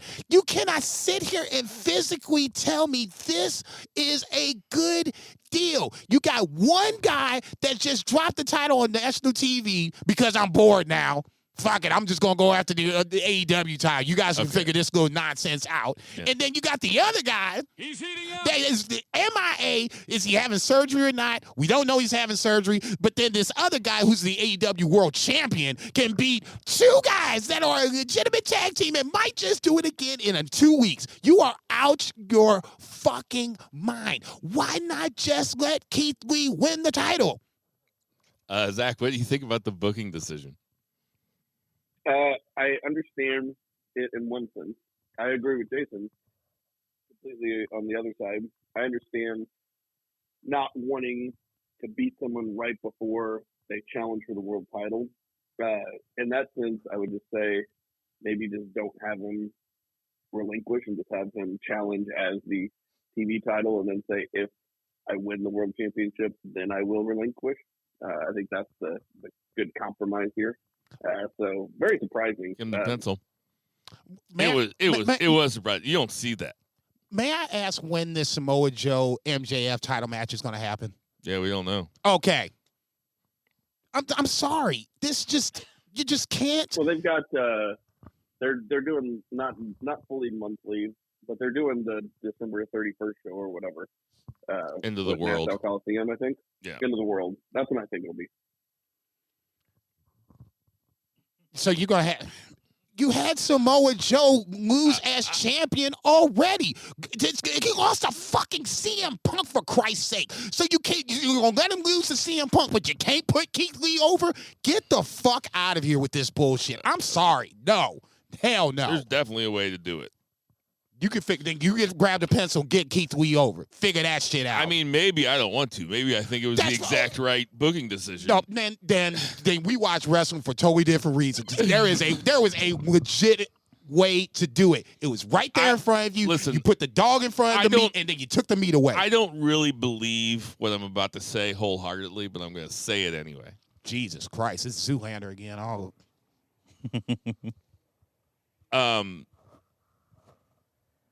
It is so shocking to see somebody voluntarily vacate a belt on television. So much so that I don't think it's happened since we've been doing this podcast. I can't remember the last time a person voluntarily vacated a belt. That is strange. And it was kind of fucking dope. That's kind of where I'm at. Is that because the options now are limitless? I mean, that was such a unique segment to me, just because I didn't see it wasn't a squash, it was a destruction though. I didn't see that coming, and I mean, him vacating the belt is insane. It's just insane. You never see it. It's badass. I guess. Booker of the year. Yeah, Tony Khan. He traded in the belt for a pencil. We do, admittedly, it could be better, but who is booking better wrestling right now? Triple H. Really? Yeah. I don't put the NXT argument aside. It's good for put WWE. The NXT argument aside. WWE is a more enjoyable product to watch. SmackDown, Raw, greater than Rampage, Collision, Dynamite. I just couldn't disagree more. That's fine. Yeah, that's bonkers. That's bonkers. That is not even close to bonkers. We were laughing about some of these guys that were, jettisoned away from. That's because we laugh. That's what we do. We were laughing about some of these guys that were jettisoned away from WWE. They came back under the Triple H regime, and now they look pretty fucking good. See Walter / Gunther. If you want to impress me, Tony Khan, do some shit like that. Otherwise, know your role. Come find me, Tony Khan. We'll do a line together and figure this shit out. His pronouns are, we'll do a line together and figure this shit out. Fuck out of here. I do think, WWE is a hotter product. Yes. But as far as, really wanting to watch the episodes, you can skip most of SmackDowns and Raws because nothing fucking happens. And what? Kip Sabian, the Workhorseman versus... stop. Stop. That's why I skipped over it. Okay, so let's not sit up here and you can't say that you can skip over one and it's bad and then skip over the other, but this is okay over here. You can't have it both ways. Well, if the highs are higher and the lows are higher, then I mean, yeah, you could. Okay. Anyway, what was next? What was next? It was. Oh, geez. We had a squash done to beat the Bollywood Boys. Nothing to it, but John Moxley and Orange Cassidy had a pretty nice back and forth promo. Not in face to face, but Orange Cassidy was like real serious. John Moxley was just John Moxley. Basically said as soon as he lands in California, it's gang warfare. So, God damn. I'm like, what if John Moxley was really mad about something, or just, just angry, and just now you've pissed John Moxley off? This is about as mad as Moxley gets, and it's still the same I'm going to kill everybody in my way type promo. God bless him for it. I love it. But damn, this motherfucker is, I almost feel scared for Orange Cassidy. But then I was like, Orange Cassidy is going to pick it up in spots. So this rematch, as much as I'm very, very interested in Page Swerve 2, Orange Cassidy and Moxley might steal this motherfucker. And that's with MJF and Jay White on the same card. Do you think Moxley ever changes his clothes? Like that's what he's always wearing is his jeans, his own shirt, and a hoodie. Unless you're Renee, are you going to tell him to change his clothes? I ain't gonna tell him shit. You know what? Hey, John Moxley, please don't come find me.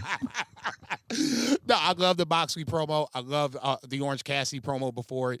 It really, if you didn't like Orange Cassidy as comedy Orange Cassidy, and you don't like him now as him being serious, stepping up to the plate, saying that this is a big win. It's one of the biggest wins of his career if he can get it.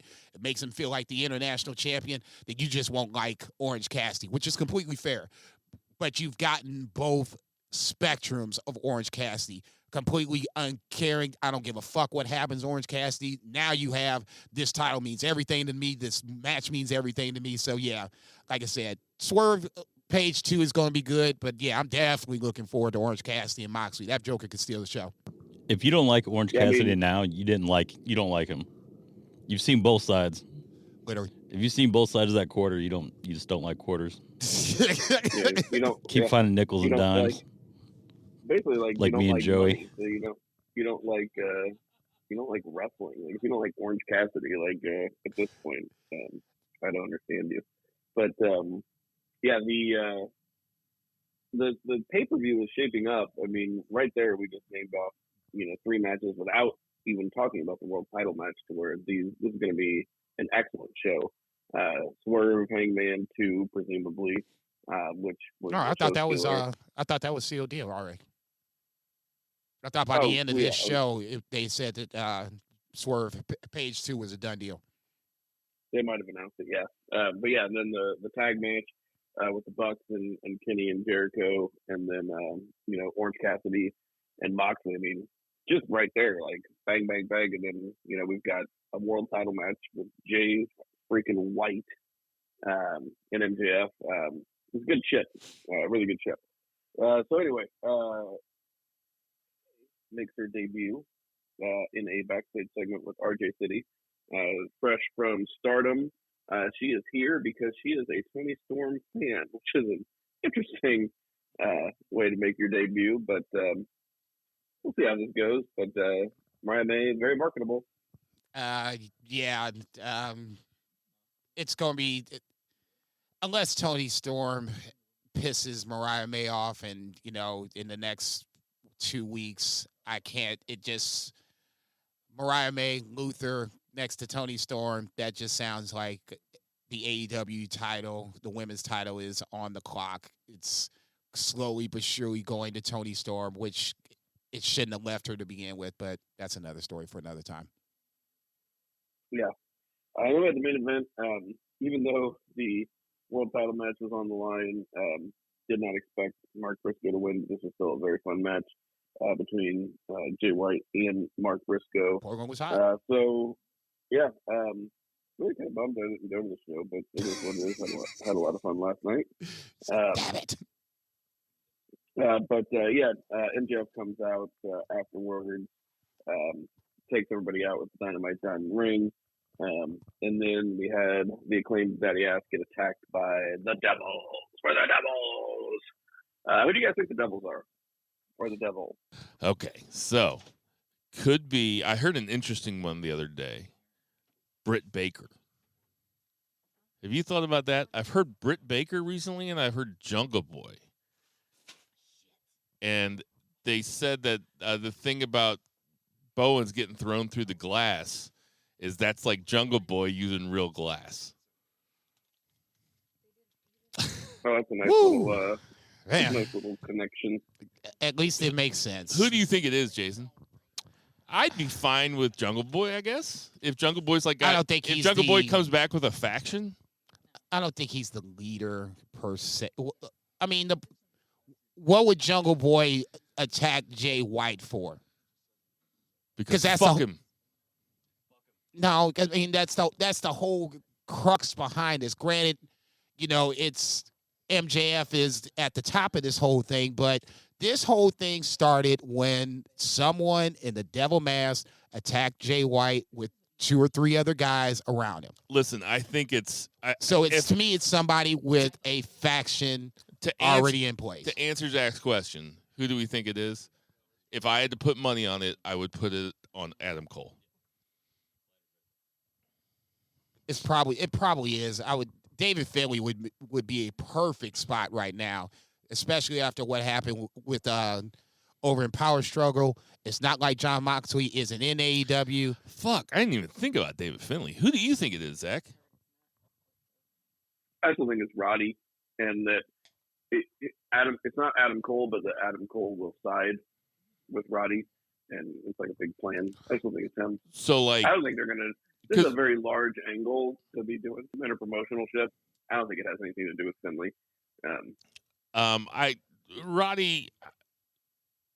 Roddy would make sense. Roddy did start Dynamite off by saying everybody's gonna know who I am or something.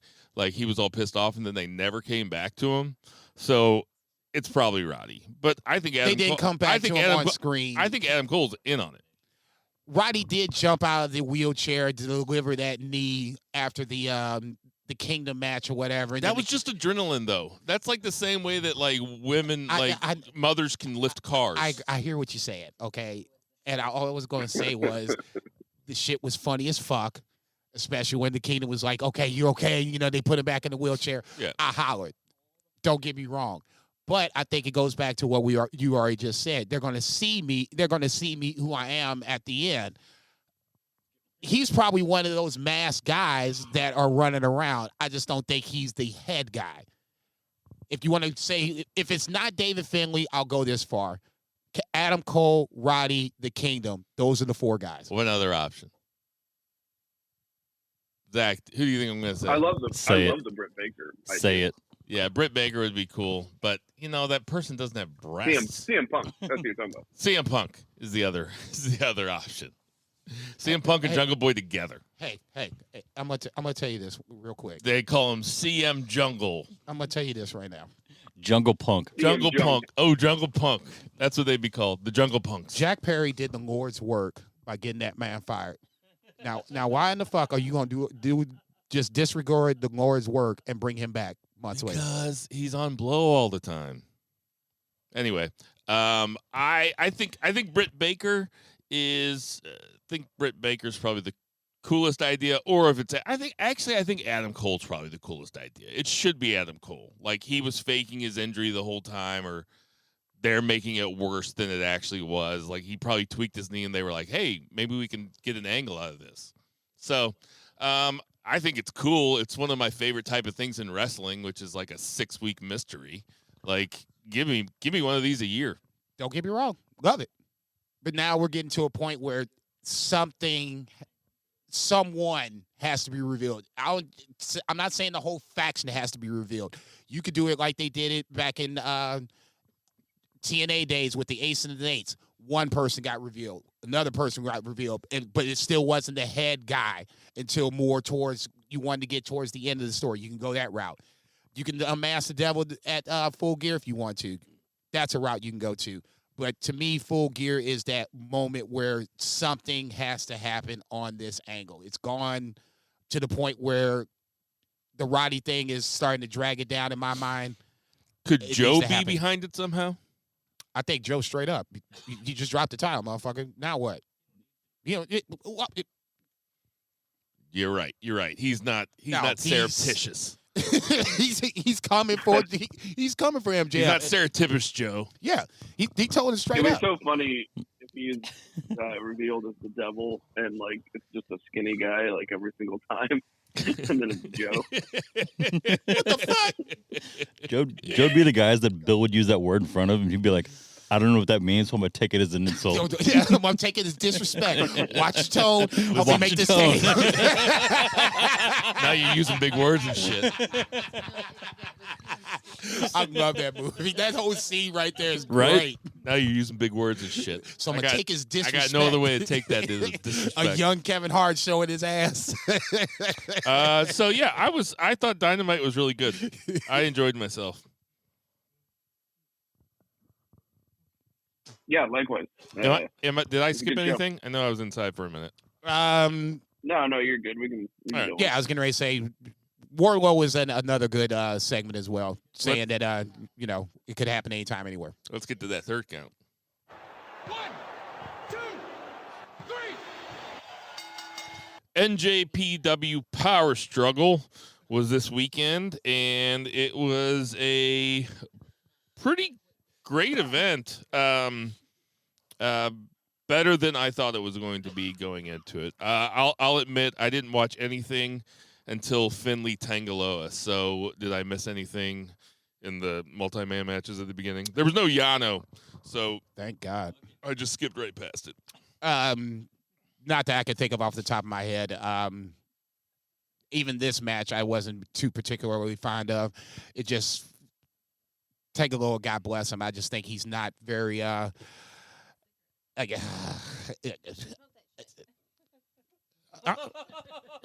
my God. Why don't you just take it then and chill the fuck out? Tangaloa is not much without Tama Tonga in this scenario. To me, if there's anything, Tama Tonga trying to challenge Shingo again for the Never title was probably the one thing that you missed underneath it, but nothing outside of that. All right, Finley Tangaloa was. Is it Tangaloa? I always say Tangaloa. Tangaloa. I mean, it was fine, right? Yeah. Yeah.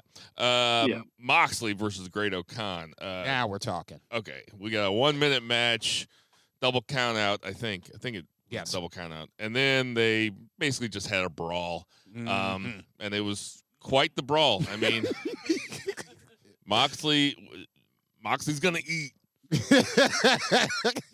You pulled them scissors out. I was like, what the fuck? What are you doing? What are you doing? You can't impale the man. I mean, damn. You cutting this shit. They had a Moxley style match. What you think of this, Zach? No, I loved it. I was worried at first because they did the double count out thing, and I was like, really? I was like, you say Moxley, Great O'Khan, and first you're like, nah, and then like you think about it, and you're like, and I had like kind of worked myself into some intrigue here, and then they stopped it, and I was like, oh shit. But yeah, ended up being exactly what I hoped it would be. And actually, it wasn't what I hoped it would be. I actually hoped that they would do a lot of shoot shit and like do like some real wrestling because Great O'Khan's kind of a shooter, and Moxley, whenever he went into New Japan, he like trained as a shooter, and yeah. But this is still super fun. I'm going to push back on that just a little bit. When they restarted that match, there was a small little portion. Granted, it was in the middle of fans and stairs and chairs and everything. They did kind of shoot wrestle a little bit. Not a lot. Sure. But it wasn't like in the ring where it was just like, what you would expect normally for that match to be. I did not have a lot of expectations coming into it. And once they decided they were just going to let them motherfuckers fight and just let them go at it, I was like, fuck yeah, let them motherfuckers go. This shit was on point. It was the second best match of the night as far as I'm concerned. We lost Zach. Just going to leave this in. We need that button back. Hey, so I thought this match was really cool. Basically what I kind of thought it was going to be. But these walking brawls aren't always my favorites. But this one, it was pretty cool. It's not my favorite Moxley match. No, he cut the man's hair. Okay, that's what I'm tripping off of.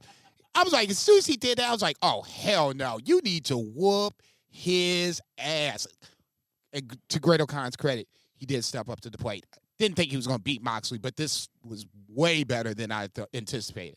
Next, we had Okada, Ishii, and Hiromu Tanahashi versus TMDK for the Never Six Weight. The 6-man open weight. The 6-man never, whatever you call it. Never open weight. We never know what's going on. There you go. For that match, what you think of this, Jason? A little disappointed, honestly. I thought this would have been the time if you were going to take the titles off of Okada and company. It would have been the time to do it. Zaki Two Belts has a very interesting reading to it. I think you kind of missed the boat with Nichols and Hayes making them as tag team champions. Bishamon's hurt. Now they're losing the 6-man titles here. It kind of is what it is. I think Gato just doesn't really like tag team wrestling. That's just my theory on it, and I'm going to stick to that.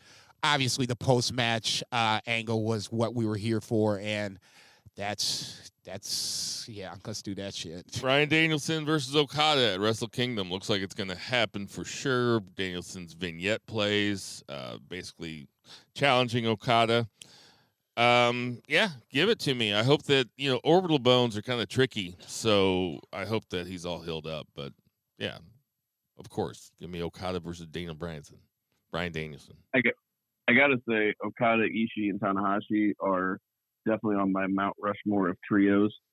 I mean, that's an awesome setup. They're up there with the Hung Bucks, the Elite, and the Dudes with attitudes. You know that Toriano and the Briscoe brothers held the 6-man title for a while? Actually, I did hear that right around the time when Jay passed or whatever. I think I that's saw it cool. New Japan. It was just like, whoa, New Japan World. I was just like, oh, shit. I never knew there was such a thing. So, yeah, once again, it's especially with New Japan World, just redoing their whole website and the way they do things, that'll be a nice little deep dive for me to try to see that match and curse out Yano while he wrestles with the Briscoes. Catch 22 or Catch 22, they win the junior tag belts against who are they? No, they won Super Junior Tag League. Right. And who they win against? I didn't write it down. Sho and Komander. Oh, yeah, that's right. And then the House of Torture. How you not going to know who the House of Torture is? I fell asleep. Yeah, Honk, exactly. shoe, honk, shoe. And then Clark Connors and Maloney come out, and they challenge him. So it looks like that's probably going to be our Wrestle Kingdom match. It's already set. So that's already a done deal. Catch 22. I shouldn't say obviously. Catch 22 lost the titles to Dan Maloney and Clark Connors. So obviously now we're running it back. They have Catch 22 has not beaten the War Dogs in 3 tries. So that's essentially the story behind all this. I think it should be a really good mid-card match with 4 guys I really like. Well, 3 guys I like and TJP. Where you at on this, Zach? Oh, yeah, totally. I mean, this was a good match. TJP and Francisco Akira are an awesome team. Yep, they rip.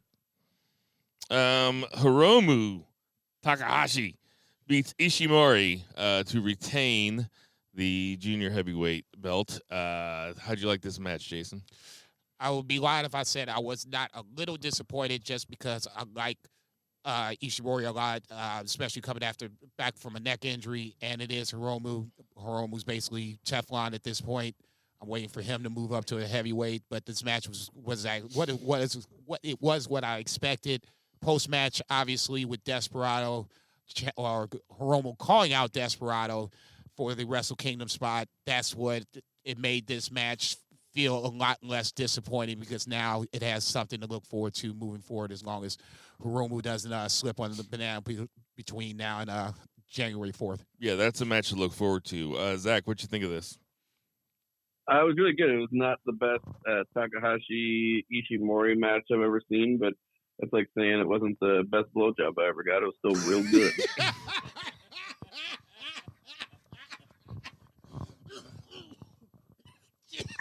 Christ.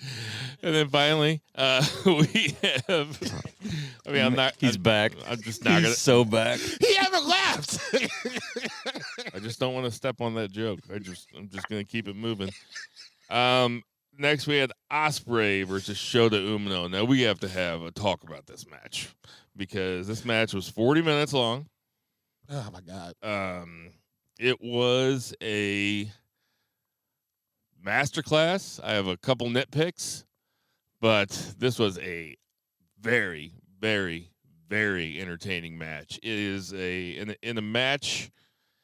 It's only a testament to how great Will Ospreay has been that you can say that this is probably his fourth or fifth best match this year. But this match fucking ruled. I wish they kind of would have.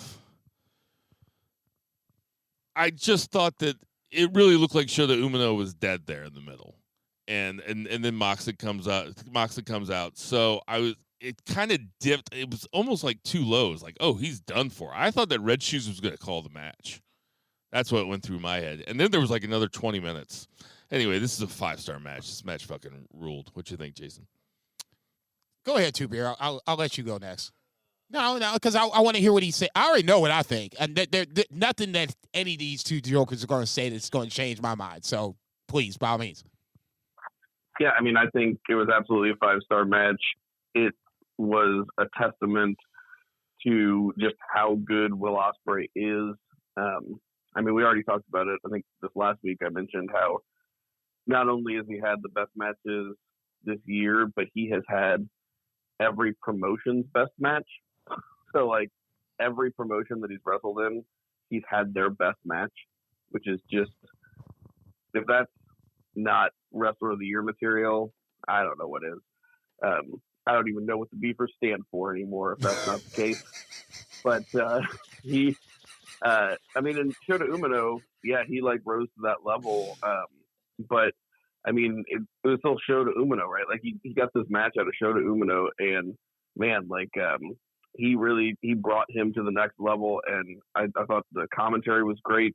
There's a new guy, I don't know his name yet. He kind of sounds like Don Callis. Yeah, but he's not Don Callis, but he kind of sounds like a less dickish version of Don Callis. And Chris Charlton was phenomenal. And, you know, with the whole story of the match being that Shota Umino is just there to survive, and the fact that he stands toe-to-toe, and then they do the bowing afterwards where Will Ospreay, like, bows to the young boy, basically. And then the whole post-match angle, which was excellent. This was, like, a phenomenal end to a pretty good show. But it was, like, you know, a long show, but this was, like, so worth it. Will Ospreay is absolutely next level. It's insane. You two already said a lot of the things that I was already going to say. I will push back on what Bill was saying about the dip in the match itself. Commentary was saying that, you know, this is the longest match he's had with Will Ospreay. Then it became probably his longest match at 40 minutes. So you're going to have that dip.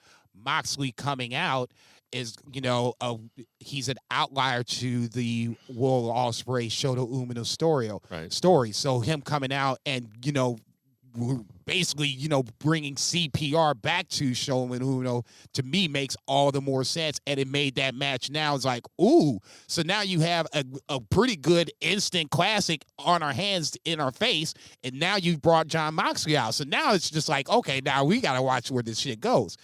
From that point, obviously, I agree with Two Beer. This just raises Shota Umino up to that level that he being Will Ospreay, raised up Yota Tsuji. So now, to me, you know, you have two of the three musketeers, quote unquote. You know, you look at them differently. You're probably going to look at them differently moving forward.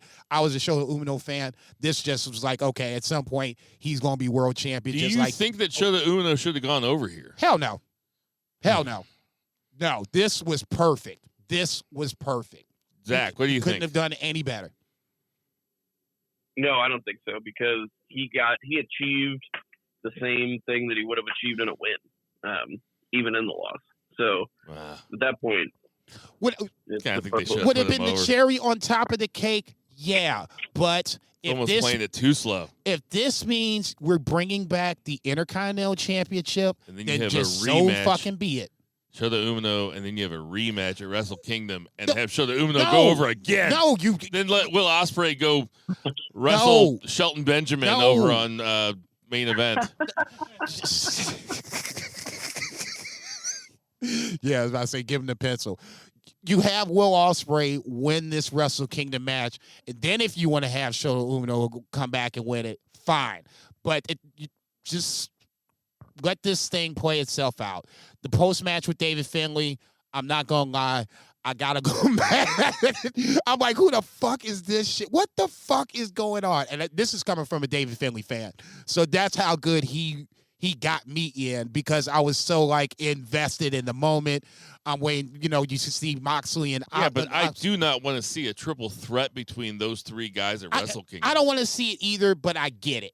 At least it makes sense. You were going to get, at least in my head, Moxley and Ospreay were getting ready to be like, okay, motherfucker, let's do this shit. And David Finlay fucks it up, so that's why we can't have nice things. That's better than having David Finlay in there, though, too. Right, Zach? Somebody's got to eat this pin. Oh, what's better? Yeah, what's better, a three-way or just a regular match? Will Ospreay at Wrestle Kingdom. No, what would you rather have? That's all I'm asking. I just rather have a straight-up match. Yeah, that's. I think we all would agree. So it's disappointing. The David Finlay thing is disappointing. Somebody's got to eat this pin. I don't think they're leading us to. I didn't get the idea they were leading to a three-way. I actually got the idea that they're pushing off the Moxley thing, and it's going to be Finlay, and it's Finlay Ospreay, and then Ospreay's going to lose to Finlay because New Japan has to protect their business because Ospreay's leaving. I can totally see and that. He might come back every now and then for spots just like Omega or whatever, but he's leaving to go get his bag. Those two guys had an outstanding match in G1 a few years back. Yep. Like a really good match. That was one of the times Finlay went over. And that's where we were kind of like, oh, David Finlay. You don't say. So yeah, he won his first three matches. So I'm not going to sit up here and shit on David Finlay, because you can bring up the past episodes and then basically make me look like an ass. I'll just say this again, yeah. I'll just say, like I said, I got totally worked in the moment of Will giving respect, Shota giving respect. Yeah, they moved on from it a little quick. It was Tony Khan-esque, but I was like, okay, shit, we gonna do this thing. Let's do this thing. So don't fuck around. Right. But that's fine. Ultimately, we should be talking about the match, though, because the match was incredible. This was a 5-star match. I'll go this. At least in my head that I can think of right away, Omega 2 is the best Will Ospreay match I've seen this year. Then Omega 1, ZSJ, Shota Umino, and then you can go from there.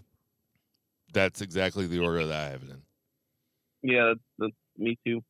Yeah. So I haven't seen Josh Alexander from Impact. That's the one that's supposed to be, another ridiculous. Oh, I watched that. Right? No, you haven't. It hasn't come out yet. Oh, they haven't had it yet? No, it's on. They've done the match, but they haven't put it on TV yet. Oh, no spoilers. I don't need. Well, I know who's going to win, but I haven't seen the match. Eddie Edwards and Will Ospreay wrestled. I guess that was last Thursday. I want to sneak that joker in. It's Will Ospreay's world, man. We're just living in it. I heard Sonata was dead the other night. I heard the crowd was dead for Sonata. The Sonata Naito thing, I don't know if it's going to work.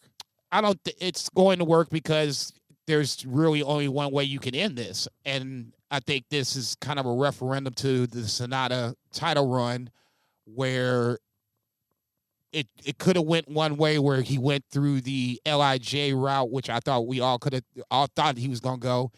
And then, Jungle Boy was weird. Evil just doesn't work. Forgot about Jungle Boy. Jesus. So yeah, it was I'll give New Japan the credit as a fan.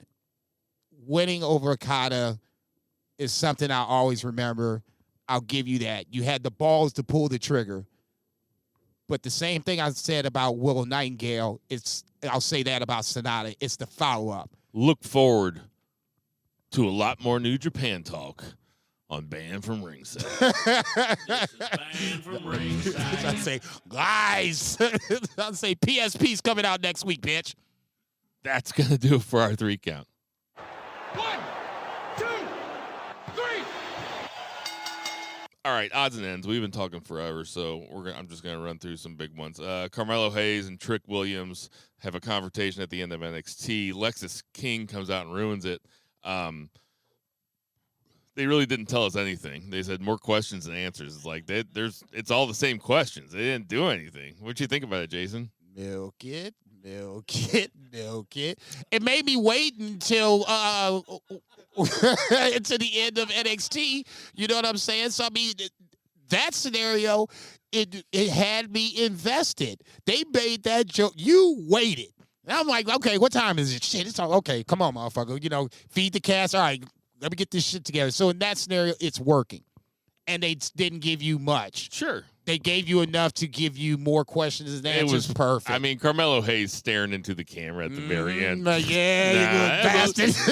You did it, didn't you? That was a little General Hospital for me, man. That was some as the world turns shit. I'm like, you did it, didn't you? Maybe he did it. Yeah. It's enough to give me questions, and that's perfect. What you think about it, Zach? I forgot to watch NXT. I would have watched it. I mean, that's really it. I mean, bring it back. Bring it back. Unprofessional bullshit needs to come back until we get a fucking resolve on this nonsense. I did like Noam Dar and Tozawa in the Heritage Cup match. I did. I thought that was good, man. I did watch all 3 hours of Raw. Look at you. And what'd you think about Raw, Zach? What stood out? Oh, the main event was awesome. Sami Zayn and Seth Rollins on TV. Yep. It was awesome. No, it was really good. No bullshit. All bullshit aside. The rest of it, it was a really terrible battle royal. Really couldn't have given 2 shits about the majority of the show, but I was thankful for that main event. Yeah, the main event was good. We're getting a War Games match. At least it's between like guys that hate each other and not Raw and SmackDown right now, right? Yeah, as far as I'm concerned, Judgment Day versus Seth, Cody. Shit. Forgot the other 2. Jay. Let me ask you this. Would you rather it be a standard Survivor Series match than War Games? A traditional Survivor Series match? No, I mean, because I would. I want to see a Survivor Series match more than War Games. This could be either or. I don't know. You don't even like that. You don't even really like Survivor Series like I do. If there was a secondary, I don't like War Games. I mean, War Games. If there was a secondary storyline that wasn't Raw versus SmackDown, you can do a traditional 5-on-5 Survivor Series like that, I would be down for it. This angle, Judgment Day versus Sammy, Cody, Jay, it's gotten to that point where, yeah, it needs a blow-off. Two Beer's been crying for it for the last 3 or 4 weeks. Here you go. War Games. All right, put Ricochet in it. No. Hell no. I want to see guys flying around. I don't know that he's going to be wrestling for a minute. Yeah, they said he wasn't supposed to kick out. Yeah, I was about to say, crocked his head. Yeah. He's probably on the shelf for a little bit. He got his bell rung. Mm-hmm. He wasn't that smart to begin with. God damn, you ain't shit. And man, put some man. Sorry, Ricochet. I know you just got your bell rung. Now you just got dunked down, player. Go find Zach. He's in Portland, Oregon. What you doing just again? No, never mind. We got it on the text thread. It's fine. Hey, Ricochet, we'll just hit you up to DM you that address. Don't worry about it. And I think that's the funniest thing Zach's ever said. No, it is not. That is very, very tame. There's been some gems. Okay, that's a -1 on the Zach. Really funny. Hey, get well soon, Ricochet. Come find me, but let me get my vaccine booster before you do. Jesus Christ. Stop. All right, that's enough, Solo. That's enough. That's 20 spikes. That's enough. Stop that Last shit. week, Paul White. This week, Ricochet. Just catching him from BFR. Yeah, they're really kicking him when he's down. Jesus Christ. What you say about my mama? Oh, and then NXT is going to be on the CW. I don't understand what the CW is. Is it terrestrial television? It's Channel 11, whatever. It's not cable? I believe it is whatever our local Channel 11 is. Man, NXT is going to get so popular if they put it on regular TV and not cable. Man, okay. It is going to get so popular. It is like ridiculous, like fucking pink and purple everywhere. Like fucking kids are gonna love that shit. Can you imagine if they put it? Can you imagine if they put it before or after nationally football televised games? No, they haven't. They like Inside the NFL is on the CW or something. Yeah. Is it? Yeah. Yeah. Oh, shit. I don't know. It's gonna blow up. What were you going to say, 3Beer? Oh, I just said there'd be kids wearing Chase U t-shirts. Oh yeah, man. It will blow the fuck up. I was just going to say it is this. like perfect for like 17-year-olds. I know we were giggling about Billy Corgan and the coke incident on the table, and apparently they had this deal, and this was probably the deal breaker to do it. I wanted to go, if there was a time machine, I want to go back to that creative moment where they're like, okay, this is what we're going to do on the pay-per-view. And everybody's like, oh, this sounds like a good idea. I didn't see it. I only heard about it. So, like, they had, like, the announcers had, like, a white bag or a bag of white powder. No. So the announce team is separate from where this quote-unquote party is. And the announce team is like, yeah, you know, Father James Mitchell's over there in the corner, and they're over there partying. You can see they're passing, like, apparently, you know, a bottle of Jack. Let's just call it Jack. And everybody's hitting the Jack. And you on the table, you see literally lines of a white substance on the table. And motherfuckers are just diving in. I'm just like, what the fuck is this? Think Ray Liotta. R.I.P. They just diving in. The commentary team is just, you know, basically telling the story. They lost, and it was supposed to be funny. I'm trying to get the vibe. I don't know what it was supposed to be. It was wacky. If I'm not mistaken, Murray the Murray Man Murray put it on Wacky. Friends of BFR, and you could go back and watch this and judge for yourself whether you think it's funny, not funny, or whatever the case may be. The backstory is Father James Mitchell and this group of people apparently lost this match, and they were going to take out their troubles and frustrations on national TV with drugs and alcohol. Now, I'm not going to sit up here and obviously say, you know, don't do drugs and alcohol. Look, motherfucker, you know better than that. All I will say is, if you're going to do that shit, don't do that shit on national TV after you just got a seven-figure deal. They weren't really doing it, though, were they? It doesn't matter. I'm just trying. I just don't understand, I guess.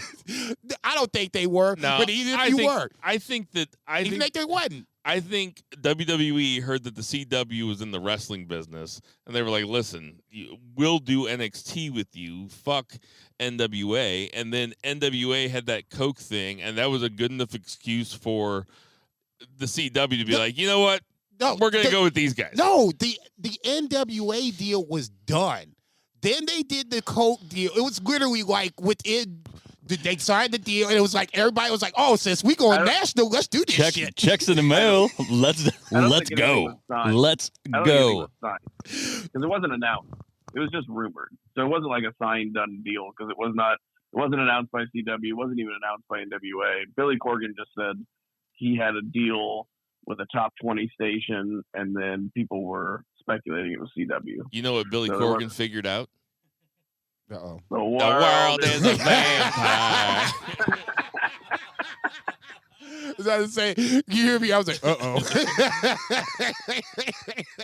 We coming in singing, we going out singing.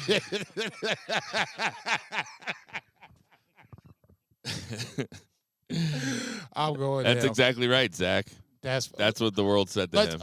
That's what he figured out. Let's just say it wasn't a seal deal and it was rumored to be true. My point still stands. Probably shouldn't have been doing it on national TV on a pay-per-view you know what I'm saying, real, fake, or Do different. I whether you get had- the CW? Yes. It's basic. It's basic. I can TV. get it on my Roku. Yes, you should be able to. I don't see why you wouldn't. If you get Just ABC, kidding. You know I fuck with Riverdale. if you get ABC, CBS, whatever that local channel is, that's what it is. Right on. Anything else to say about this? God, I think WBD owns like 12.5% of CW, which is kind of interesting. Fucking We gotta Jim get- yeah. Cramer, dude. Yeah, we got to He's come up. he's our economics guy. Yeah, we got He to. always knows what's Yeah. up with the economics of everything. Yeah, we got to figure out this nickname. It is such a That's- fucking that- swerve from Zach. That is our 6-week goal. We're going to come up with a new nickname when he comes up with this You economic think you twist. know it, dude, and then all of a sudden he becomes Well, like you know, there, Mr. Bell. I was reading the Chronicle the other day, and motherfucker reads. I was reading the Chronicle the other day. who the fuck is this dude? I got this new TED Talk on Audible, and I just think we could passively aggressively go a different route here. 3 beer. Such a swerve, man. Such a wrinkle to him, No you know. shit. He contains multitudes. It was a 70% increase in rice values. So Now that you jokers are done fucking with me, let me finish my thought. Hey, everybody, we got some birthdays this week. So, we have a couple special birthdays this week. We have Bo's daughter, Quinn, is 7 today, right? Yesterday. And Jason, you said Brett Jagger's birthday It's is? today, actually. So, yeah, that's shout out to him early this morning or whatever because I'm, no motherfucker didn't sleep. But I don't even ask. I have no idea. I how also it have is. a birthday this week. On Wednesday, I will be 44 years old. Chris Jericho is 53. Pete Dunne is 30. Cowboy Bob Orton, 73. Ryback, I should have said Ryback toast intolerant. Ryback is 42. Oh, damn. Missed opportunity. 42. Peyton Royce is 31. Leo Rush is 29. Disco Inferno is 55. Tanahashi, 47. Go Ace. Sunil Singh, who we saw the other night as part of the Bollywood Boys, is 39. Right? Yeah. Or Yo, man, you I just when you shot up there, I was like, "Ooh, was I just racist?" And No, I got no. them mixed up with somebody else. No. You're totally right. And like I said, the funny part is I brought them up like, the last time I saw him is, Randy Orton was throwing one of them jokers off the table. And the next thing you know, they're on fucking Dynamite. I'm like, damn. Sunil Singh is 39. La Parka. I'm going Canadian. I think La Parka's alive. 58. he's definitely alive. He's still, Okay, he's I a was huge gonna say- draw in Mexico. What'd you say, Zach? Nobody wants to. I said he is still alive. He's a huge draw in Mexico, but nobody wants to hire him because he's like such a fucking pain in the ass to work with. But I he's love still, that about La Parka. I don't watch still doing MLW the damn anymore. Okay, I know he's not Canadian. It's dead, alive, or Canadian. The Canadian is the safety. Right. That's my safety. No, net. yeah, I know. No, Oh, he's fucking with me. Albert- I know he's not Canadian. Listen to Shit. that. You think Parker sounds Canadian? Albert is 51. I ask you this every single year. Do you remember what Albert's name was when he came back as the guy from Japan and he had that Japanese name? Do you remember what his name was? Lord Tenzai. Tenzai. Very good. Albert Horrible is fucking 51. gimmick. Horrible. Just I brutal. kind of liked it. Oh, come on. Kalisto is 37. And then sharing a birthday with me on November the 15th is a pretty good trio. Macho Man Randy Yeah. Savage would have been 61. Shima is 46. And Tegan Knox is 29. And never forget about Old Dirty Bastard. Also, I celebrated birthday with. So, with that being R.I.P. said, The 5 of you should be a Survivor Series team. me, Old Dirty Bastard, Randy Savage, Shima, and Tegan Knox. That's a fucking great idea. Give that man the pencil. Everybody know we Pornhub know there's All-Stars. Hey, everybody, we know there's tons of podcasts to listen to. So we appreciate you guys listening to our podcast. For Bo, for Check. Jerry, for my Check. beautiful family and all my pets, for Double check. Tender Mahal, for Check. Patriot Pat, Check. for Lucha Chris, Check. for Murray the Murray Man Murray, Check. for 3 Beer Zach Palmer, Check. and for Jason Cornelius Konnichiwa, Bell. bitches. Black Lives Matter. Support your local Check. weed dealers. I'm Check. Bill Vagey and Boo Check. the Heels. Boo! Bitch.